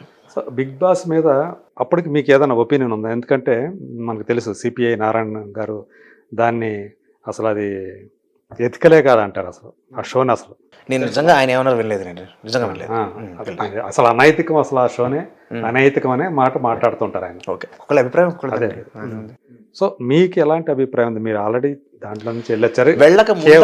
వెళ్ళిన తర్వాత వెళ్ళక ముందు ఏమనుకునేవాళ్ళు? దాని మీద ఏదైనా ఒపీనియన్ ఉందా? వెళ్ళక ముందు నాకు బిగ్ బాస్ ఏ ఒపీనియన్ లేదు, ఎందుకంటే నేను చూడలేదు దాన్ని. వెళ్ళక ముందు నాకు బిగ్ బాస్ నుంచి ఎలాంటి అభిప్రాయం లేదు. అసలు అంతకుముందు చూడలేదు ఆ గేమ్. ఎలా చూశానంటే శివబాలాజీ నాకు ఫ్రెండ్, శివ ఉన్నాడు, వాళ్ళ వైఫ్ మధు కూడా నా ఫ్రెండే, అమ్మాయి నా హీరోయిన్. నా కీలుగురం నా సెకండ్ పిక్చర్ కోటరామకృష్ణ గారిది, దాంట్లో నా పేరు అమ్మాయి. సో వాళ్ళ ఫ్యామిలీ అందరూ తెలుసు నాకు ఇంకా శివ కన్నా ముందర మధు పరిచయం. అప్పుడు స్వప్న మాధురి అనుకుంటాను. స్వప్న మాధురి కరెక్ట్. ఆమె చాలా పేర్లు మారినాయి కదా. రెండే. స్వాతి అనే పేరు కూడా వచ్చింది మధ్యలో ఒకసారి, అది తెలియదు. స్వప్న మాధురి మధుమిత అని నాకు తెలుసు. సో బేసిక్లీ నాకు శివ కన్నా ముందర తనే పరిచయం. ఓకే. సో మా హీరోయిన్ కాబట్టి, నా హీరోయిన్ కాబట్టి. సో ప్లస్ మనవాడు ఉన్నాడు అని చెప్పి తను పెడుతుంది మెసేజ్ అని చెప్పి చూస్తుండేవాడిని అప్పుడప్పుడు. అది కూడా చూసేప్పుడు అనుకునేవాడు నేను ఫాలో అవ్వను, కానీ మా ఇంట్లో మా వదిన చూసేది, మా వదినకి ఇష్టం. తను హిందీ బిగ్ బాస్ చూసేది, తెలుగు తందే ఫస్ట్. ఆ తెలుగులో వస్తుంది అంటే ఇగో శివ నా ఫ్రెండే అని చెప్పి అప్పుడప్పుడు ర్యాండమ్గా చూస్తుండేవాడిని. ఏదో గేమ్స్ ఆడిస్తున్నారు, ఫస్ట్ సీజన్ ఫస్ట్ సీజన్ అంతే. తర్వాత ఎవరు తెలిసిన వాళ్ళు ఎవరైనా ఉన్నారు అంటే, ఇప్పుడు గీతామాధురి తెలుసు నాకు, నందు వైఫ్, అలాగ తెలిసిన వాళ్ళు ఎవరైనా ఉన్నారు అంటే ఓహో వీళ్ళు ఇందులో ఉన్నారా అదేంటి అని అసలు చూడడం తప్ప ఎప్పుడు నేను ఏ సీజన్ని ఎప్పుడు నేను కూర్చుని ఇవాళ బిగ్ బాస్ వస్తుంది చూడాలి అని చూడాలి. Let be very honest, interest లేదు దాని మీద. లేదు, ఎందుకంటే బేసికలీ నా లైఫ్ని దిద్దుకోవడానికి నాకు టైం సరిపోవట్లేదు, ఇంకా పక్క వాళ్ళ లైఫ్ నాకు ఏం ఇంట్రెస్ట్ ఉంటుంది. అదే నేను పెద్ద చూసేవాడిని కాదు, అంటే చూసిన వాళ్ళు నేను తప్పట్టట్లేదు స్వామి, నాకు అది పెద్ద ఇంట్రెస్ట్ కాదంటున్నాను నేను. అలాంటి టైంలో నాకు తర్వాత బిగ్ బాస్ ఆఫర్ వచ్చింది. ఆఫర్ వచ్చిన నాకు అప్పటికీ తెలిసిన విషయం ఏంటంటే ఎంత కాదని చూసినా చూడకపోయినా బిగ్ బాస్ అనేది ఒక షో ఒకటి ఉంది, దానిలో చాలామంది సెలబ్రిటీస్ అందులో వెళ్ళారు. సరే ఇప్పుడు వెళ్ళడం వల్ల మనకు వచ్చే నష్టం ఏమిటి, వెళ్తే లాభం ఏమిటి అంటే నాకు కామన్గా చెప్పిన విషయం ఏంటంటే పాపులారిటీ బాగా వస్తుంది, నువ్వు చేసి గ్యాప్ వచ్చింది కదా చాలా, వెళ్ళి కనిపిస్తే బాగుంటుంది, కనిపించు అని కొంతమంది, వద్దొద్దు వెళ్ళొద్దు అమ్మమ్మ ఆ షోకి వెళ్తే అసలు పేరు పాడైపోతుంది అనేవాళ్ళు కొంతమంది. ఇప్పుడు ఇవన్నీ నేను చూస్తుంటే నాకు తెలిసేది, నాకంటే ఒక అనాలిసిస్ ఉండేది. నేను నారాయణ గారు ప్రధానంగా ఆయన దాని మీద ఆయన ఒపీనియన్ ఏంటంటే ఒకరికొకరు అపరిచితులైనటువంటి కొంతమందిని, ఒక 15 మంది 20 మందిని అక్కడ ఒక గదిలో పెట్టేసి ఒక ఇంట్లో పెట్టేసి ఆడమ్మ కానీ వాళ్ళు వీళ్ళకి బంధువులు కాదు, వీళ్ళు వాళ్ళకి బంధువులు కాదు, తెలియని వాళ్ళే, అలాంటి పెట్టి అలా పెట్టడం అనేది తప్పు. వాళ్ళ మధ్య ఏదన్నా జరగచ్చు, దానివల్ల అనుబంధాలే విచ్ఛిన్నం అయిపోవచ్చు, ఇలాంటిది. ఇప్పుడు ఆయన నిజంగా చెప్తానండి, ఆయన ఏ సందర్భాన్ని చూసి అన్నారో ఎప్పుడు అన్నారో నాకు తెలియదు, కానీ ఇప్పుడు ఒకటే విషయం 2 రకాలుగా చూసుకోవచ్చండి మనం. ఇప్పుడు నేను విపాసన అన్న కోర్స్ చేశాను. Vipassana it's 11-day meditation course. Vipassana అనే ఒక కోర్స్ ఉంది. ఓకే. 11 రోజుల పాటు ఇలాగే క్లోజ్డ్గా ఉంటాం. అక్కడ ఆడవాళ్ళు మగవాళ్ళు కూడా ఉంటారు, కాకపోతే అక్కడ ఎవరితో ఎవరు మాట్లాడరు. 11 రోజుల పాటు మౌనంగా ఉంటుంది, కంప్లీట్ మౌనం. ఇప్పుడు మీరు నాకు అక్కడ కనిపించనుకోండి అనకూడదు. అక్కడ రూల్ ఏంటంటే it's not just silence, one should maintain noble silence. అంటే ఏంటంటే డోంట్ ఇమోట్, ఎక్కువ ఎమోషనల్గా ఉండక్కర్లేదు. ఎందుకంటే నువ్వు బాధపడినా సంతోషపడిపోయినా మళ్ళీ నార్మల్సీకి రావాల్సిందే. సో నార్మల్సీ మెయింటైన్ చేయడం అలవాటు చేసుకో, ఆరోగ్యం బాగుపడుతుంది, బ్రెయిన్ కంట్రోల్లో ఉంటుంది. అయితే అదొక దాని ఏమంటారు ఒక ప్రాక్టీస్. ఇప్పుడు ఇందులో వాళ్ళకి కొన్ని రూల్స్ అండ్ రెస్ట్రిక్షన్స్ ఉంటాయి. మాట్లాడకూడదు, అక్కడ ఉన్న కొన్నాళ్ల పాటు మనం ఎవరితోనూ ఇంటరాక్ట్ అవ్వకూడదు, ఎలాంటి నెగిటివ్ థాట్స్ పెట్టుకోకూడదు. థాట్సే కాదు, వాళ్ళు పెట్టిన సాత్వికమైన ఫుడ్డే తినాలి. ఈ మన ఆల్కహాల్ స్మోకింగ్ ఇట్లాంటివి ఉండకూడదు, ఒక్క పొళ్ళు తినకూడదు, అసలు పచ్చిగా మాడితే సాయంత్రం 5 తర్వాత అన్నం తినకూడదు, పొద్దు 4 లేవాలి, 5:30 డిన్నర్ అయిపోవాలి. ఆ డిన్నర్ కూడా ఏంటి, 4 లేవడం, 9 పడుకోవడం, 5:30 డిన్నర్ అయిపోతుందండి. ఏంటి డిన్నరు, పాప్కార్న్లు, అటుకులు ఇలాంటివి. సాయంత్రం సూర్యాస్తమయం ముందరేది. ఇప్పుడు ఇదే కోర్సుని విమర్శించిన వాళ్ళు ఉన్నారు, మెచ్చుకున్న వాళ్ళు ఉన్నారు. నేను ఆ కోర్స్ చేసి వచ్చాను కాబట్టి చెప్తున్నా, ఖచ్చితంగా ప్రతి మనిషి ఒకసారి అలాంటి ఒక ఎక్స్పీరియన్స్ పొందాలి. నేను లే లడాక్ ట్రిప్ ఐడియా ఉంది కదా మీకు, బైక్ రైడ్ అని, ఒక 1000 కిలోమీటర్ స్ట్రెచ్, ఒక 10 రోజుల ట్రిప్. నేను ఆ ట్రిప్ గురించి వినగానే నాకు ఫస్ట్ వచ్చిన ఫీడ్బ్యాక్, అది చాలా రిస్కీ, అక్కడికి వెళితే చాలా డేంజరు, ఒక్కసారి అక్కడి నుంచి పడితే అంతే, ప్లస్ అసలు ఈ పలానా టైంలో వెళ్ళకూడదు, గైడ్లు లేకుండా వెళ్ళకూడదు అని ఒక వర్షన్. ఇంకొక వర్షన్, అద్భుతమైన ట్రిప్, ఎంజాయ్ చేసి తీరాలి, ఉంది. నేను ఆ ట్రిప్కి వెళ్ళొచ్చాను. నన్ను అడిగితే గైడ్ లేకుండా ఫ్రెండ్స్తో వెళ్ళొచ్చాను. నన్ను అడిగితే ప్రతి మనిషి ఒకసారి అలాంటి ఒక ట్రిప్ వేయాలి. ఇప్పుడు నేను చెప్తాను ఒక విషయం, ఇప్పుడు నేను చెప్పిన 2 ఎగ్జాంపుల్ సంబంధం లేనివి, కానీ రెండిట్లోనూ పీపుల్ వాళ్ళకి కొంతమంది చెప్పిన దాన్ని బట్టి, వాళ్ళకి అనిపించిన దాన్ని బట్టి కొంత తప్పు అనిపించవచ్చు. ఇప్పుడు 3వ విషయం బిగ్ బాస్ గురించి వస్తే, బిగ్ బాస్కి సంబంధించి నాకేమీ తెలియదు. నాకు కొంతమంది చెప్పారు, వీళ్ళు చెప్పారు, వాళ్ళు చెప్పారు, అది చెప్పారు. వీటిలో పాజిటివ్స్ ఏమున్నాయని చూసుకున్నా. నాకు నెగిటివ్స్ ఏం చెప్పారంటే, బిగ్ బాస్కి వెళితే ఒక మనిషిని దాన్ని ఏమంటారు బట్టలు ఉడదీసేసే అబ్బాయి గురించి, వాళ్ళ గురించి మొత్తం అంతా పచ్చిగా చెప్పినట్టు చెప్పేస్తారు అని చెప్పేస్తారు, అందరికి తెలిసిపోతుంది. నేను ఒక్కటే అనుకున్నా, నేను దీని గురించి భయపడాలి? ఇప్పుడు నాకేమన్నా ఒక మనిషిగా, ఇప్పుడు అది యాక్ట్ చేయడానికి ఒక ప్లాట్ఫామా, నాకేమైనా రహస్యాలు ఉన్నాయా? తప్పు చేస్తే భయపడాలండి. నేను తప్పు చేయాలని నాకు తెలుసు, నాకు ఆ నమ్మకం, నాకు విశ్వాసం నాకుంది. సాధారణ తప్పని నా ఉద్దేశం, జనరల్గా అందరిలాంటి నేను కూడా, ప్లస్ నేను ప్రత్యేకంగా దీనికి భయపడాలి అనుకునే అంశాలు నాకేం లేవు. దీనివల్ల నా పేరు పాడైపోతుంది అనుకునే అంశాలు నాకేం లేవు. And moreover, it is not platform for acting, platform for writing, platform for speaking కాదు. It's a platform for popularity. Okay మళ్ళీ నేను గుర్తు రావచ్చు అందరికీ, గుర్తొస్తాను అని కేవలం ఆ ఉద్దేశంతో. ప్లస్ పొలిమేర గ్యాప్ షూటింగ్ అయిపోయింది, గ్యాప్లో ఉన్నాను, నెక్స్ట్ ప్రాజెక్ట్ ఇంకా కన్ఫర్మ్ అవ్వలేదు. సరే పోనీ వెళ్ళి చూద్దాం అన్న ఒక తాటతనంలో సరే ఈ టైం ఉపయోగపడితే రేపు పొద్దున పొలిమేర సినిమాకో తిరిగికో దేనికో మాకు ఉపయోగపడుతుంది కదా అన్న ఉద్దేశంతో వెళ్ళాను. ఇప్పుడు బిగ్ బాస్ గురించి మీ అభిప్రాయం ఏమిటి అని అడిగితే నేను 2 విషయాలు చెప్తాను. ఒకటి, ఈ 2 ఎలాగైతే చెప్పానో అలాగే ఇది కూడా ఖచ్చితంగా అవకాశం వస్తే one should definitely experience it. Okay, మీరు సజెస్ట్ చేస్తారు అలా? One should experience it. ఒక అవకాశం వస్తే ఏంటి ఇంట్రెస్ట్ ఉన్న వాళ్ళకి, నేను ఇంట్రెస్ట్ లేని గురించి మాట్లాడట్లే. దాంట్లో ప్రాబ్లమ్స్ వస్తాయా, వస్తాయి. అవమానాలు పడాలా, పడాలి. దెబ్బలు తగులుతాయా, తగులుతాయి. కానీ what we take back we will learn so many things, that is for sure. ఇక్కడ second side of the coin ఇంకొకటి ఉంది. బిగ్ బాస్ చూసిన వాళ్ళందరికీ కూడా ఇప్పుడు మనకి ఎక్కడ బాధ చేస్తుందంటే, చేసి వచ్చిన వాళ్ళందరికీ కామన్గా బాధ చేసే విషయం ఏంటంటే what you see is real but not actual. చాలా మంది అడుగుతారు అది రియలే కానీ యాక్చువల్ కాదు. ఇప్పుడు తేడా ఏంటి, 2 ఒకటే కదా అనుకుంటారు. 2 పర్యాయ పదాలు కాదు, చాలా తేడా ఉంది రెండింటికి. రియలే కానీ యాక్చువల్ కాదు. ఎందుకు ఈ మాట అంటున్నానంటే, ఇప్పుడు మీరు చూసేది ఎంతసేపు, 1 గంట ఉంటుంది, జరిగేది ఎంత 24 గంటలు జరిగేది అని వాళ్ళు 1 గంటలో కుదించి చూపిస్తారు మనకి. 24 అవర్స్ కూడా చూపిస్తారు కదా అంటారు. 24 అవర్స్లో కూడా 24 అవర్స్ అందరినీ చూపిస్తున్నారా? కాదు కదండి. You cannot see everything and they will not show. Edit చేసింది ఎవరిది ఇంట్రెస్టింగ్ గా అనిపిస్తుందో అది. ఇప్పుడు మీరు నాకు విషయం చెప్పండి సార్. ఇప్పుడు ఒక 4 న్యూస్లు వచ్చాయి మన మొబైల్కి, 4 వార్తలు వచ్చాయి. ఒకటి, బాగా తెలిసిన ఇద్దరు ఎవరో సెలబ్రిటీస్ ఒకళ్ళొకరు కొట్టేసుకున్నారు. ఇంకొకటి, ఒక ఆయన యోగా గురించి కొత్త టెక్నిక్ ఒకటి కనిపెట్టాడు. 3, ఎవరో ఒక తెలిసిన వాళ్ళని ఇంకోటి బూతులు తిట్టారు. 4, ఏదో డ్యాన్స్ ప్రోగ్రామ్ వచ్చింది. ఈ 4 ఫస్ట్ ఎవరు ఓపెన్ చేస్తారు? మెజారిటీ ఎక్కడ ఏది ఓపెన్ చేస్తారు? ఫస్ట్ ఏదైతే చెప్పారో ఎక్కువ మంది అదే ఇంట్రెస్ట్ కదా, హ్యూమన్ ఇంట్రెస్ట్. సో కొన్ని మనుషులకి కావాల్సినట్టు అదొక షో అండి. ఎండ్ ఆఫ్ ద డే చేసేవాళ్ళు మనుషులే కదండి, వాళ్ళు గేమ్ ఆడుతున్నారా అంతే. అదొక షో. అసలు ఆడే షో ఆటగాళ్ళు కాదండి. బిగ్ బాస్ కాన్సెప్ట్ అదొక షో, అదే ఆడేది గేమ్ అసలు అది. సో వాళ్ళ పర్పస్ ఏంటి, to design it in such a way to make it more interesting. ఇందులో భాగంలో ఏమైపోతుందంటే ఈ రియల్ అందరికీ ఇదే డౌట్. మీకు ఏమైనా చెప్తారా అక్కడి నుంచి ఇలా చేయమని ఎవడేం చెప్పడు. ఇంకా ఏంటంటే ఆల్రెడీ ముందుగానే డిసైడ్ అయిపోయి ఉంటది. ఇవి టెక్నికల్ ఫైనల్ 5 అనేది ఇవి టెక్నికల్ ఆస్పెక్ట్స్. వీటిల్లో నేను లేను, నేను కాబట్టి నేను వాటి గురించి మాట్లాడాను. ఎందుకంటే మీరు 10వ వారంలోనూ ఎప్పుడు 70 రోజుల తర్వాత బయటకు వచ్చాను. అవును. ఇంకొకటి, బయటకు వచ్చిన వాళ్ళకి బాధ వేసేది ఏంటంటే, అరే అది చూసిన తర్వాత ఇది ఇలా వచ్చిందా, ఇది ఇలా కట్ అయిందా, ఇది రాలేదా.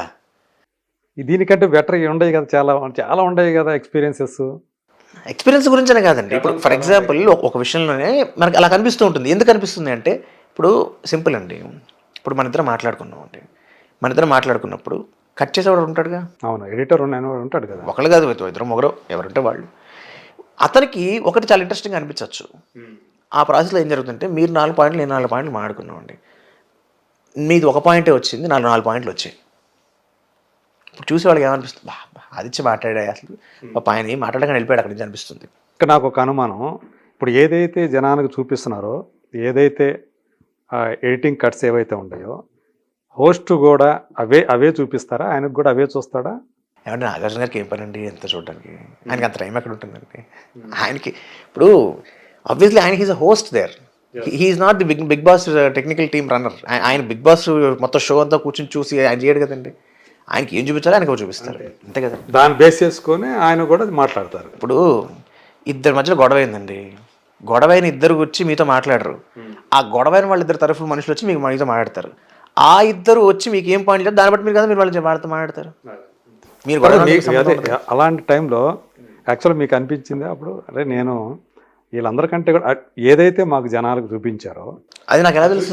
మాకంటే ఇన్ సెన్స్ లోపల ఉండే వాళ్ళకి తెలియదు కదండి బయటకి ఏం చూపించారు.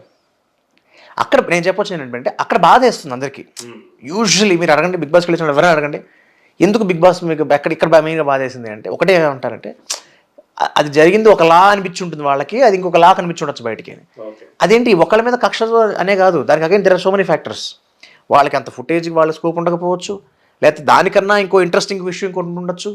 చూపించాల్సిన బయట వాళ్ళకి ఏదైతే ప్రొజెక్ట్ చేయబడుతుందో దాన్ని బేస్ చేసుకొని కనపడుతుంటాయి. కాదు బయట వాళ్ళకి ఏదైతే చూపించబడుతుందో. ప్రొజెక్ట్ అనే మాట ఎందుకనంటే, ఇప్పుడు project again is wrong sense. చూపించబడడం అనేది వాళ్ళ పని వల్ల, వాళ్ళ ఆలోచన వల్ల, వాళ్ళకి ఆ టైంకి తట్టిన థాట్ వల్ల, లేకపోతే వాళ్ళ ఈ గేమ్ స్ట్రాటజీ పరం వల్ల అయి ఉండొచ్చు. ప్రొజెక్షన్ అనేది తీసుకునే మనిషి విధానం బట్టి ఉంటుంది. అంటే ఏదైతే జనాలకు చూపిస్తున్నారో దాని మీద ఓటింగ్ జరుగుతుంటాయి. సో ఇక్కడ ఇది కూడా ఒక గేమే చెప్పాలంటే. ఇప్పుడు చిన్న లాజిక్ అండి, ఓటింగ్ జరుగుతుందంటే అర్థం ఏంటి? మీరు చూడండి, మాకు చెప్పండి. సో ఇక్కడ బేస్ ఏమిటి? ఒకటి చూసి ఓట్ వేయాలంటే వాళ్ళు చూసి డెసిషన్ తీసుకోవాలి కదా, చూస్తేగా డెసిషన్ తీసుకునేది. ఇప్పుడు ఫర్ ఎగ్జాంపుల్ నేను మీకు ఫ్రెండ్ అండి, మీరు నా ఫ్రెండ్ కాబట్టి నాకు ఒకటి వేస్తారండి, ఆయన ఇంకోటి చెప్తారు, ఆయన ఇంకోటి చెప్తారండి. మీతో వాళ్ళు ఎందుకు వేస్తారు? ఎవడన్నా చూస్తే వాళ్ళకి ఆదిత్య నచ్చితే వీడు నచ్చాడు కదా ఓటేస్తారు. So it is all link to వ్యూయర్షిప్. సో ఒకరు చూడాలి, వాళ్ళు జడ్జ్ చేయాలి. కొంతమంది బయట ఒక ఆర్మీని తయారు చేసుకొని వాళ్ళ ద్వారా, ఆ సైన్యం ద్వారా ఓటింగ్ చేసే ప్రక్రియలు కూడా నడిచినాయి కదా. నడుస్తాయి, అన్నీ నడుస్తాయండి. ఇప్పుడు ఒకటి సార్ ఒక వ్యవస్థ ఎస్టాబ్లిష్ అవ్వాలంటే దాంతోపాటు బోల్డ్ సెటప్లు ఏర్పడతాయి.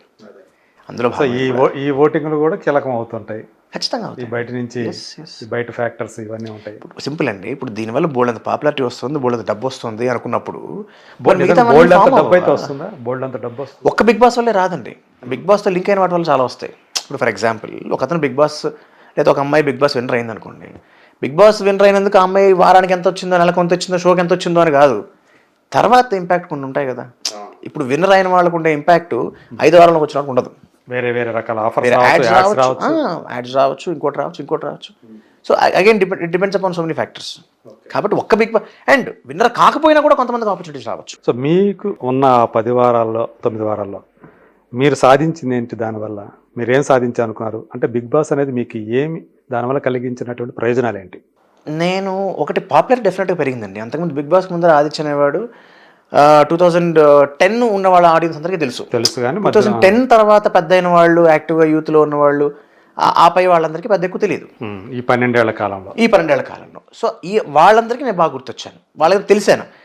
తద్వారా ఏంటి, చాలా మందికి వీడు అంటే వాళ్ళ ఇంట్లో వాళ్ళ అన్నయ్యలో, వాళ్ళ అక్కలో, లేదా వాళ్ళ అమ్మలో వాళ్ళు చెప్తారుగా, వీడు అబ్బాయి పలానా సినిమా చేశాడు, పలానా షో చేశాడు, మొన్న last 5 years back champion show చేశాడు, ఈటీవీలో వచ్చింది.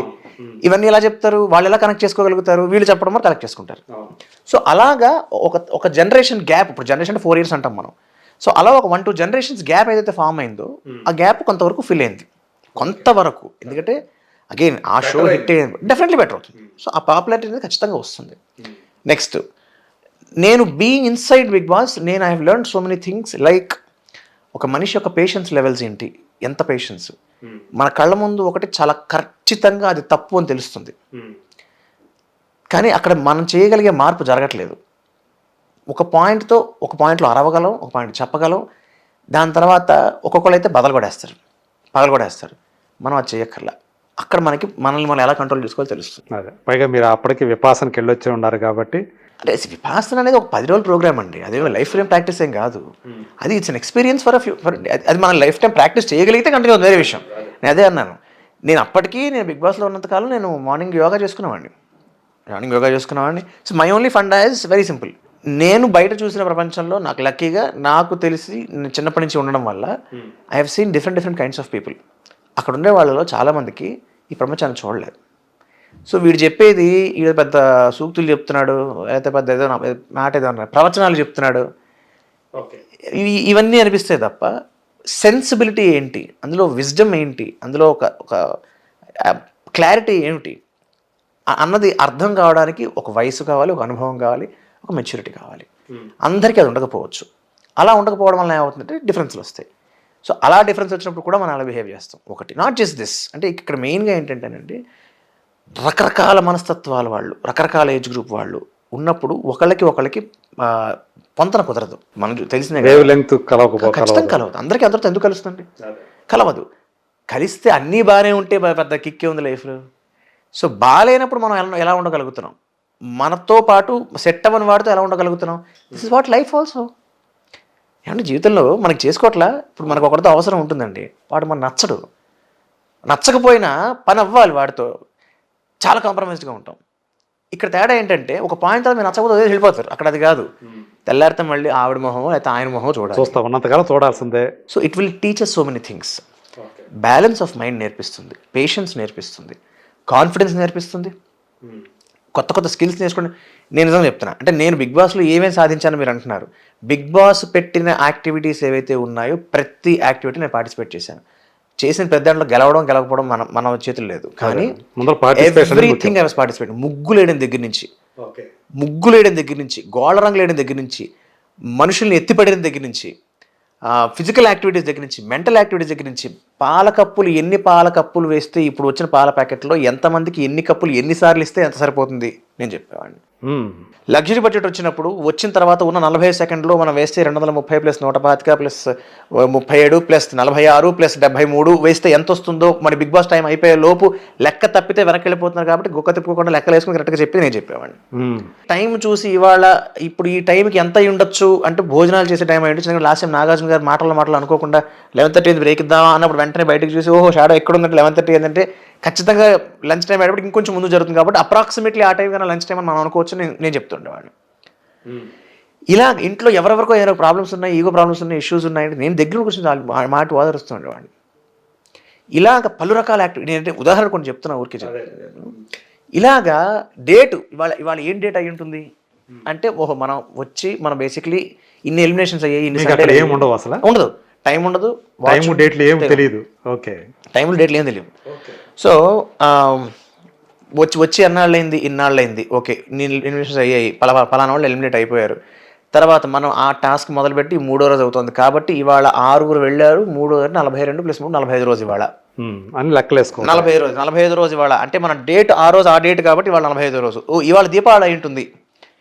ఫస్ట్ 1 వీక్ 10 డేస్ బాగానే ఉంటుందండి. మీకు ఏమైపోతుంది 15 రోజులు దాటిన తర్వాత తెలియదు ఇంకా. But I was very conscious, I was extreme. అంటే దాని ఏమంటారు పంచేంద్రియాలని చాలా యాక్టివ్గా పెట్టుకుని చాలా ఫోకస్డ్గా చాలా అలర్ట్గా అటెంటివ్గా ఉండేవాడిని.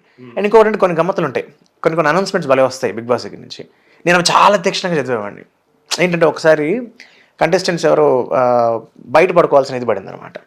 పడినప్పుడు వాన పడుతుంది అందరూ బెడ్రూమ్లోకి వచ్చారు, తలుపునే వేస్తాం. కానీ అప్పుడు పనిష్మెంట్లో ఉన్న వాళ్ళు బయట పడుకోవాలి అనుకున్నప్పుడు నాకు డౌట్ వచ్చింది, వర్షం పడుతుంది కదా మరి వీళ్ళు లోపల ఉండొచ్చా బయటకు వెళ్ళిపోవాలా, అందరూ డౌట్, ఏం చేయాలో తెలియదు. సరే ఏం చేద్దామని బిగ్ బాస్ని అడుగుదాం. పాపం 3 ఉన్నారు, వాన పడుతుంది, దోమలు పైగా బాగా. అప్పుడు ఆ టైంకి దోమలు ఉన్నాయి, ఓపెన్ ప్లేస్ కదా, ఎలాగా అనుకుంటే ఇన్స్ట్రక్షన్ వచ్చింది, పనిష్మెంట్ ఇచ్చిన వాళ్ళు 3 బెడ్రూమ్లో పడుకోవడానికి వీల్లేదు అనేటప్పటికి ఇంకా బిగ్ బాస్ చెప్పిన తర్వాత ఏమవుతుంది, అందరూ పట్టుకుని పరుపులు ప్రొవైడ్ చేశారు. పాపం పరుపులు బయలుదేరుతున్నారు.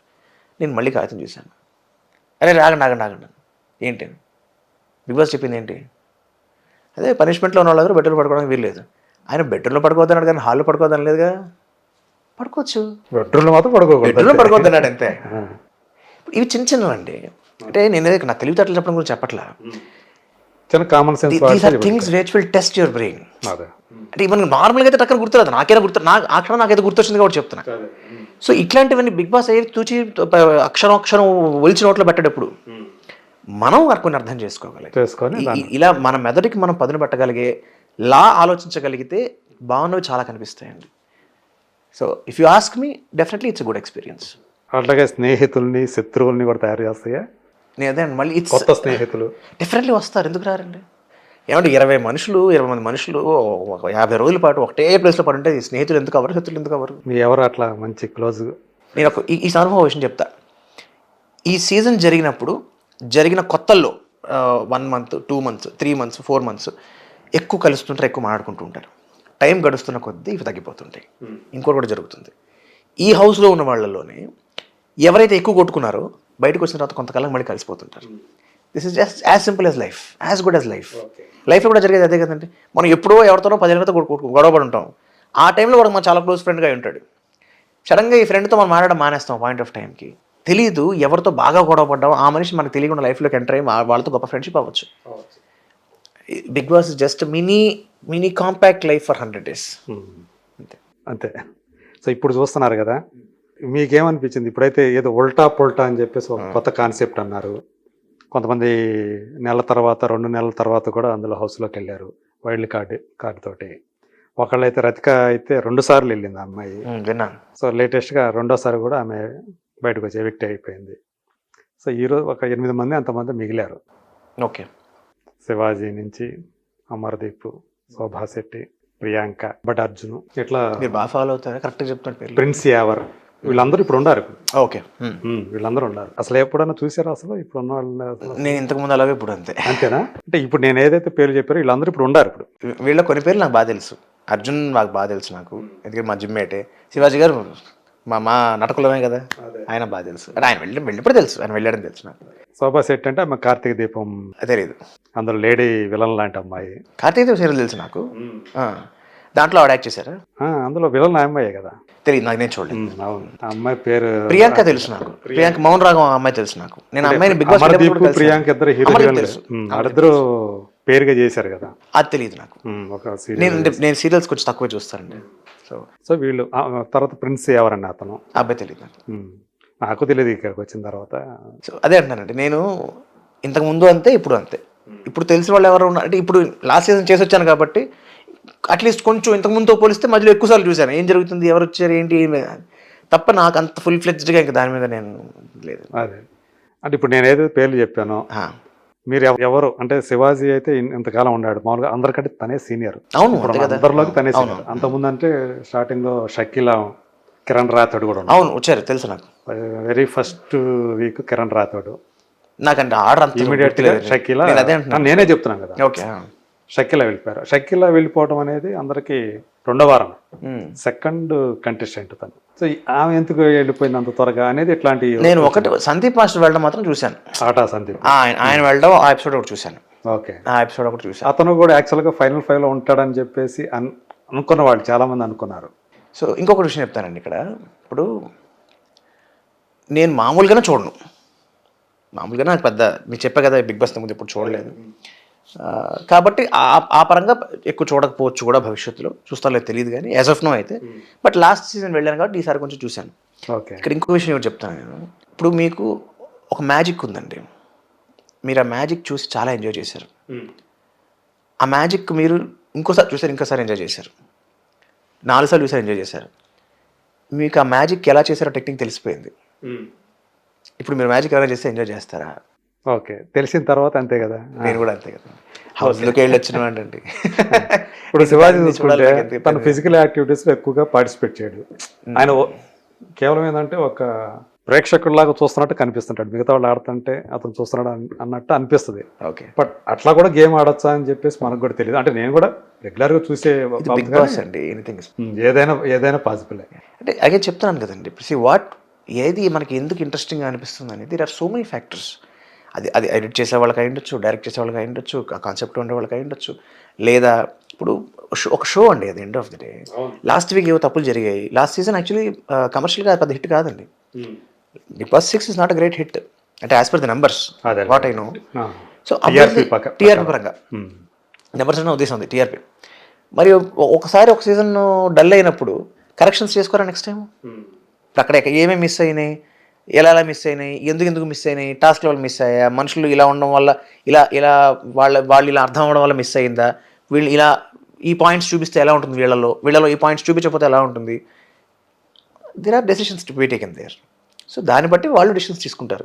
అంతెందుకండి, గేమ్స్ డిజైన్ చేయడం దగ్గర నుంచి, బిగ్ బాస్ మాట్లాడడం దగ్గర నుంచి అన్నీ మారుతాయి, ఇన్స్ట్రక్షన్స్ దగ్గర నుంచి. Anybody is to become better కదా, ఎవరిదైనా అదేగా చేయాల్సింది. సో అందులో భాగంగా కొన్ని మార్పులు జరుగుండొచ్చు. సో కాబట్టి again end of the day అదే చెప్తున్నా, వి నో ది ఎసెన్స్. మీకు పిండి తెలుసు, దాంతో మీరు రొట్టె చేస్తారా, ఇంకోటి చేస్తారా, చపాతీ చేస్తారా, ఇంకోటి చేస్తారా, మీ ఇష్టం. అంటే ఇక్కడ నిజంగానే ఒకటి ఉంది, జనాలు ఎవరైతే ఓటింగ్లో పార్టిసిపేట్ చేస్తారో ఆ ఓటింగ్స్ మీదనే డిపెండ్ అయ్యి ఇదంతా బయట పంపిస్తుంటారా వీళ్ళని, కంటెస్టెంట్ని, లేకపోతే వాళ్ళు అనుకున్న వాళ్ళని వీళ్ళని ఇంకా పంపించేస్తేనే బెటర్ అని చెప్పేసి ఇక్కడ టెక్నికల్ టీంలో లేను కానీ అండి, కొన్ని అయితే ఉంటాయి. ఇప్పుడు కొన్ని ఫర్ ఎగ్జాంపుల్ ఒక మనిషికి ఓట్లు బాగా పడి ఉండొచ్చు, but there are certain norms and principles for somebody. ఒక మనిషి ఫర్ ఎగ్జాంపుల్ ఒక అబ్బాయో ఒక అమ్మాయో ఎవరన్నా కూడా ఓట్లు పడుతున్నప్పటికీ కూడా కొన్ని they are not fitting the show. Okay. ఇతని ఆర్ ఈ అమ్మాయి వీళ్ళ తాలూకు బిహేవియర్ కానీ, వాళ్ళ తాలూకు బాడీ లాంగ్వేజ్ కానీ, వాళ్ళ తాలూకు బట్టలు వేసుకోవడం కానీ, వాళ్ళ ఏదైనా if it is not too much of not fitting the show అనే ఫీలింగ్ వస్తే they may take a call. So not everything may depend on votes. Simple కదండి. ఇప్పుడు మీరు ఒక్కసారి things from makers perspective, votings పెట్టారంటే ఎందుకు టీఆర్పీ కోసం అని, అంతే కదండి. వాళ్ళు జనాలు జడ్జ్ చేయాలి కాబట్టి చేయాలి. చేసినప్పటికీ కూడా కొన్ని సందర్భాలు అలా జరగచ్చు కదా. సో అలాగని 100% ఇదే 100% అదే నేను చెప్పలేను, because I'm not there in the team. నేను ఇన్సైడ్ ఎక్స్పీరియన్స్ వరకు నేను చెప్పగలను. మీరు ఇప్పుడు అంటే అంత ఎర్లీగా కూడా యాక్చువల్ చెప్పాలంటే ఒక 3 నెలలు ఉండారు కదా. 2.5 months. 2.5 months ఉన్నారు కదా. సో అంతకాలం మీరు ఉన్నారు, మీరు సడన్ గా వచ్చేసారు. వచ్చినప్పుడు మీకు అనిపించుంటుంది ఏంటి నేను బయటకు వచ్చేసి. ఖచ్చితంగా అనిపించింది, డెఫినెట్గా అనిపించింది. వాటికి కావాల్సిన కారణాలు కూడా నేను తెలుసుకున్నాను, లెక్కలు వేసుకున్నాను, ఏమైంది అని తెలుసుకున్నాను. సో ఇక్కడ ఏంటంటే వేసుకున్న తర్వాత మీరు సాటిస్ఫై అయ్యారా? ఓకే, ఆబ్వియస్లీ అవ్వలేదు, డెఫినెట్గా అవ్వలేదు. బికాస్ ఇప్పుడు ప్రతి మనిషికి ఒక ఏమంటారు, ఒక జడ్జ్మెంట్ ఉంటుంది. ఇప్పుడు నేను ఫర్ ఎగ్జాంపుల్ నేను బాంబే వెళ్ళానని చెప్పాను కదా. అక్కడికి వెళ్ళినప్పుడు I was very clear, I'm not fit to this place, ఇది నా ప్లేస్ కాదు అని నేను చాలా క్లియర్గా ఉన్నాను. బిగ్ బాస్ హౌస్లో నేను ఎలిమినేట్ అయిన వీక్ నాకు ఆ ఫీలింగ్ లేదు, ఆ వీక్ లేదు, అంత ముందర కూడా లేదు. మేబీ నాకు ఆ వీక్కి నాకన్నా చాలా బెటర్ మంది ఇంకా ఉన్నారు, ఆర్ నాకన్నా తక్కువ డిజర్వింగ్ ఉన్నారు వీళ్ళు వెళ్ళిపోవడానికి అన్న ఫీలింగ్ నాకు లేదనుకోండి, నాకు రిగ్రెట్ ఉండేది కాదేమో. But I was very confident, I was not fit to be eliminated that week. That's what I felt. But ఎందుకు జరిగింది అని నాకు ఆబ్వియస్లీ వెనక్కి చూసుకుంటాం, కనుక్కుంటాం కదా. ఆ కనుక్కున్నప్పుడు కొన్ని కారణాలు తెలిసే. Okay. So as a part of professional ethics నేను చెప్పకూడదు అనుకుంటున్నాను, ఎందుకంటే అదొక షో. ఇప్పుడు దానివల్ల నేను డబ్బులు సంపాదించాను, నేను పాపులారిటీ సంపాదించాను. సో నేను ఈ షోని తప్పట్టట్లేదండి. ఒకటి ఏంటంటే మనకు ఒక మాట ఉంటుంది, శాస్త్రం ఒకలాగే ఉంటుంది బట్ శాస్త్రి గారు వేరే వేరే డేట్లు చెప్తారు ముహూర్తాలకి. సైన్స్ ఒకలాగే ఉంటుంది బట్ డాక్టర్లు వేరే వేరే మందులు చెప్తారు. బిగ్ బాస్ కాన్సెప్ట్ చాలా చాలా మంచిది, but there are so many other factors because of which ఈ జడ్జ్మెంట్స్ కరెక్ట్ కాదనిపిస్తూ ఉంటుంది. సో అలా కొన్ని ఫ్యాక్టర్స్ ఉంటాయి. సో వాటి వల్ల ఆ జడ్జ్మెంట్స్ మనకి నచ్చవు, ఆబ్వియస్లీ నచ్చవు. అంటే ఎలిమినేట్ అయిన ప్రతివాడికి నేను ఎందుకు ఎలిమినేట్ అయ్యాను అనిపించకపోవచ్చు, కొంతమందికి ఖచ్చితంగా అనిపిస్తుంది. Because we can sense it, we have that basic minimal wisdom to understand things and to sense it. So ఇప్పుడు మీరు అయితే ఎంతో కొంత అయితే పలానా వాడైతే వెళ్ళారని తెలుసు కదా. తెలుసు, అయ్యో చూస్తున్నాను, మధ్య మధ్య చూస్తున్నా. సో మీ గెస్ ప్రకారం ఎక్కువ ఎవరి మీద మీకు అంచనాలు? మీరు ప్రశ్న నవ్వుతున్నాను అడిగారు, ఎందుకంటే మీకు ఆన్సర్ తెలుసు, నేను ఆల్రెడీ దానికి ఆన్సర్ చెప్పేశాను. నాకు తెలియదు, నేను చెప్పను, నాట్ నెసెసరీ. నేను మీరు చూస్తుంటే నా పాత ఇంటర్వ్యూ చూస్తుంటే నేను షోలో ఉన్నప్పుడే ఎలిమినేట్ అయిపోయిన తర్వాత నేను ఎవరి పేరు చెప్పలా. ఓకే. ఎందుకంటే there are again certain things and nothing is predictable. So అది ఎప్పుడు అంతే. అన్ప్రెడిక్టబుల్ అంటారు ఇది? According to me yes. I don't wish to predict not that. ఇప్పుడు I'll tell you again there are so many factors. ఇంకా 5 వారాలు ఉందా, ఎన్ని వారాలు ఉంది? ఇంకా 8 మంది ఉన్నారు కాబట్టి ఇంకో 3 వారాలు. 3 వారాలు తర్వాత ఫైనల్స్. ఇక ఎనీథింగ్ ఇస్ పాసిబుల్. అదే ఈ 8 మందిలో ఇంకా 3 బయటికి వెళ్ళేవాళ్ళు, అంతే లెక్క ప్రకారం 3 బయటికి రావాలి. చివరిలో 5 ఉంటారు, అంతే టాప్ 5. అంటే శివాజీ అనే వ్యక్తి ఫైనల్ 5లో ఉంటారని అనుకుంటున్నారా మీరు? ఏమో మనప్పుడు ఆయన హెల్త్ బాగాలేదని చెప్పారంటే బిగ్ బాస్కి. అదేదో చేయికి ఇది పెట్టుకున్నారు, అది అయిపోయింది అనుకుంటా, ఆ పీరియడ్ అయిపోయింది అనుకుంటా. కాదు, మొన్నప్పుడు చూసాను నేను, నాన్నగారు చెప్పారు శివాజీ ఆయన రిక్వెస్ట్ చేస్తున్నాడు పాపం. అవునా? చెయ్యేది బాగాలేదని చెప్పి వెళ్ళిపోతాను. అవునా? అది చాలా రోజుల నుంచి జరుగుతుంది అది. అవునా? మరి తర్వాత జరుగుతుంది. ఓకే, అదే ఒకసారి బ్యాండేజ్ కూడా వేసి కనిపించారు. బ్యాండ్ పాతది, ఈ మధ్య ఆయన బిగ్ బాస్ రిక్వెస్ట్ చేశారట, హెల్త్ సపోర్ట్ చేయట్లేదు, చెయ్యి సపోర్ట్ చేయట్లేదు, నేను వెళ్ళిపోతానని చెప్పాను. ఓకే, ఆ ఎపిసోడ్ చూసాను నేను. ఇన్ఫాక్ట్ నాన్నగారు చెప్పాక చూసాను. అవునా, ఏం చేస్తారు అనుకున్నా, మరి ఆయన చెప్పలా. Think over and get back అన్నారు. ఇంకా తర్వాత చూడలేదు. సో అలాగే ఎనీథింగ్ ఇస్ పాసిబుల్ అండి. అదేనండి. సో అన్ప్రెడిక్టబుల్ అంటారు. సో మీ మనసులో అయితే ఉంది. నాకు ఎవరు అస్సలు ఒక్కళ్ళు వీళ్ళు వాళ్ళు ఏం లేదండి. చెప్పా కదండి, మ్యాజిక్ షో చూసేసిన తర్వాత ఇంక మళ్ళీ మ్యాజిక్ గురించి ఎందుకు. అంటే మీరు అభిమానించే వాళ్ళు ఎవరన్నా ఉంటే అభిమానించారు కదా. నాకు అర్జున్ చాలా ఇష్టం.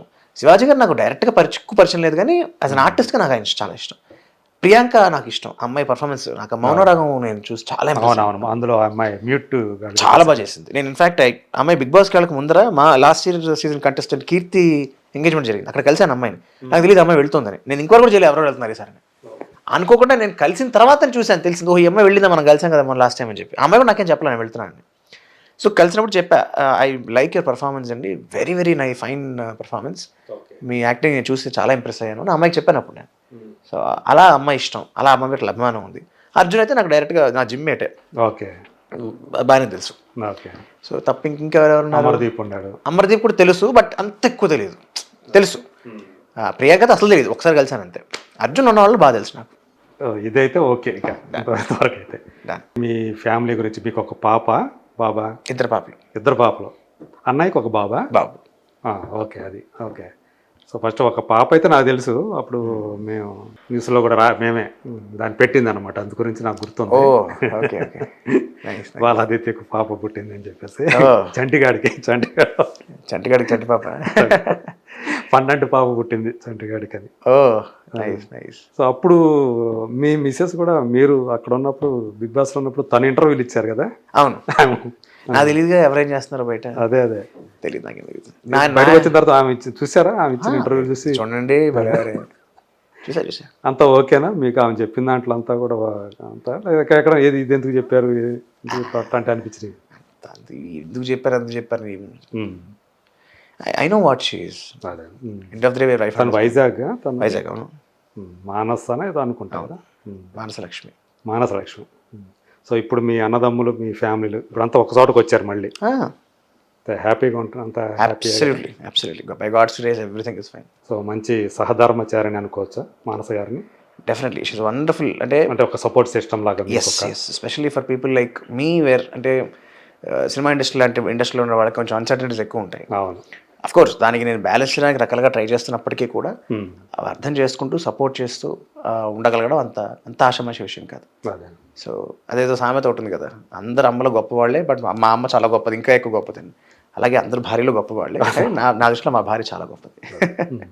మీకు ఎప్పుడైనా సరే మీ జీవితంలో మీ కుటుంబానికి మొత్తానికి సంబంధించి, అంటే కేవలం మీకు కాకుండా మీ అన్నయ్య, మీ నాన్నగారు, అమ్మగారు, వీళ్ళందరూ సంబంధించి ఎప్పుడన్నా కష్టకాలం అనేది ఎదుర్కొన్నారా ఏదైనా విషయంలో? ఎందుకు లేదంటే చెప్పా కదా మీకు, నేను బాంబేలో ఉన్నప్పుడు చాలా ఇబ్బంది పడ్డా.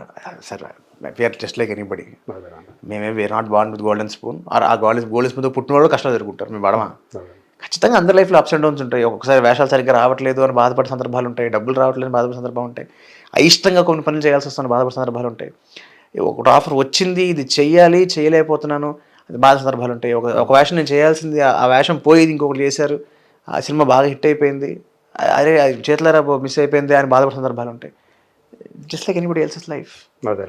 సినిమా యాక్టర్ లైఫ్లో కొంచెం ఉండే కష్టాలు ఎక్కువ ఉంటాయి మనకి, అంతే. ఇప్పుడు అన్నయ్య అప్పుడు జైలుకి వెళ్ళారు కదా, అప్పుడు ఆ టైంలో మీ అంత ఫ్యామిలీ ఏమన్నా కొంచెం బాగా ఇబ్బంది పడ్డారు? ఖచ్చితంగా అండి. ఏమంటే మన ఇంట్లో మనిషి జైలుకి వెళ్తే ఇబ్బంది పడమండి. మా అమ్మ అసలు అది అసలు మనం జీర్ణం చేసుకోవటమే పోవటం అనేది ఆబ్వియస్లీ అది ఖచ్చితంగా బాధేస్తుంది.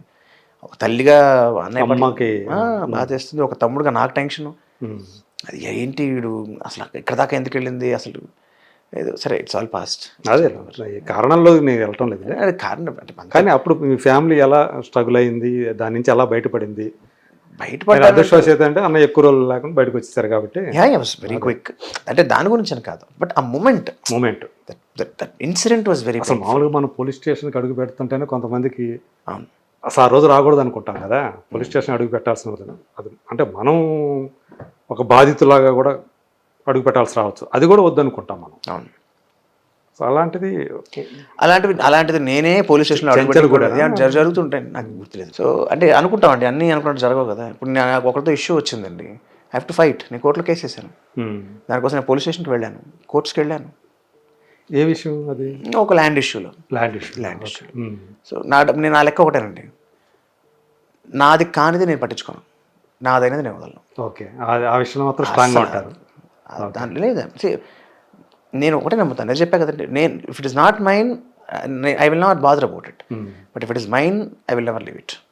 కష్టపడి దాచుకున్న డబ్బు, కష్టపడి సంపాదించుకున్నవి మనం తెలిసి ఒక దుర్మార్గుడి చేతులు, దుర్మార్గుడు అనకూడదు కానీ దుర్మార్గుడు నాకు ఏముందిలేండి దాన్ని, అంటే కొన్ని ఎథిక్స్ వాల్యూస్ లేకుండా బతికేస్తారు కొంతమంది, మళ్ళీ పేర్లు పెద్దగా ఉంటాయి.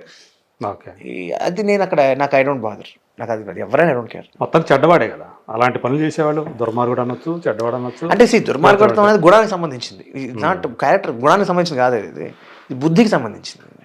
ఇప్పుడు ఒక తప్పు చేయకూడదు, ఒక దగ్గర డబ్బు తీసుకుని తిరిగి ఇవ్వాలని దాన్ని ఏమంటారు, ఒక ఇంగిత జ్ఞానం లేకపోవడం, దాన్ని ఏమంటాం మనం. సో అలాంటివి దాంట్లో సక్సెస్ అయ్యారా? అది ఇంకా నడుస్తుంది. అవునా? అప్పుడు అన్నయ్య విషయంలో ఎవరు దాన్ని ఫైట్ చేసి ఆయన బయటికి తీసుకొచ్చారు? అప్పుడు ఐ థింక్ అన్నయ్య ఫ్రెండ్సేనండి. అవునా? అంటే ఎందుకంటే ఆ టైంలో నాకు గుర్తుండి అన్నయ్య వాళ్ళకి తోటి ఆర్టిస్టులు అందరూ కలిసి టీవీ ఆర్టిస్టులు అందరూ ఇష్యూ అదే కదా బేసిక్లీ. ఏంటంటే అప్పుడు ఏంటి తెలుగులో తెలుగు సీరియల్స్ కాకుండా వేరే లాంగ్వేజ్ సీరియల్స్ ఎక్కువ రావడం వల్ల మాకు వర్క్ ఉండట్లేదు అన్న ఒక కోపంలో ఒక రాయి విసిరాడు. ఆ రాయి విసరడం వెళ్ళి అద్దం తగిలింది. సో అలా నిరసన అలా వ్యక్తం చేయడంలో తగిలింది. సో అంటే అది చిన్నదా పెద్దదా పక్కన పెడితే మనకి రిజల్ట్ చాలా పెద్దగా కనిపిస్తుంది. అవును. సో ఆ టైంలో ఇప్పుడు దాన్ని అర్థం చేసుకునే కదా తర్వాత అందరూ కలిసి మళ్ళీ things are move forward. So intention ఏదైనప్పటికీ ఎగ్జిక్యూషన్ వాజ్ రాంగ్ దేర్. ఇప్పుడైతే ఇప్పుడు మీకు ఏమనిపిస్తుంది? మీ జర్నీ ఒక మంచి ట్రాక్లోకి వెళ్తుంది అని అనిపిస్తా ఉంది. యా, థ్యాంక్స్ టు పొలిమేర. మళ్ళీ I'm getting back, I'm getting very serious. Okay. ఇక మళ్ళీ ఇంక మీద కంప్లీట్గా దీని మీద యాక్టింగ్ మీద ఫోకస్ పెట్టి ముందుకెళ్దాం ప్రయత్నం. ఓకే.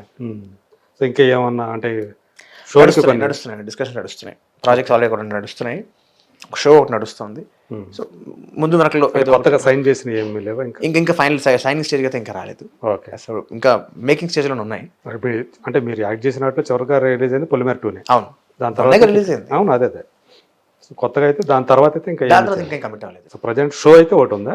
షో ఒకటి ఇంకా ఆల్మోస్ట్ ఫైనలైజ్ స్టేజ్లో ఉంది. టైం తెలియదే ఉంది, చాలా ఉంటాయి ఫార్మాలిటీస్. సో మీరు అనుకుంటున్న ఏదైతే ఉందో మీ ఫ్యూచర్, సో మీరు కోరుకునే విధంగా జరగాలని మనస్ఫూర్తిగా కోరుకుంటూ thank you sir. Thank you sir, thank you so much. పదాలు తెలియని పెదవులకు అమృత వాక్యం అమ్మ. సంతానలేమి సమస్యతో బాధపడుతున్న ప్రతి స్త్రీమూర్తి బాధను మేము అర్థం చేసుకోగలం. 49 వరల్డ్ బెస్ట్ ఎంబ్రియాలజీ ల్యాబ్ మరియు జిల్ట్రిక్స్ అలారం సిస్టాన్ని మొట్టమొదటిసారిగా ఏపీ మరియు తెలంగాణలో ఈ నెల 9న ప్రముఖ సినీ నటి స్నేహ, స్పెయిన్ దేశానికి చెందిన international senior embryologist Javier Herrera గారు ప్రారంభించారు. ఈ శుభతరుణంలో రక్త పరీక్షలు, AMH test, RBS, semen analysis, ultrasound scan, follicle scan ఈ నెల 31 వరకు ఉచితంగా అందిస్తుంది. 49 49 అంటే సంతానం, 49 అంటే సంతోషం.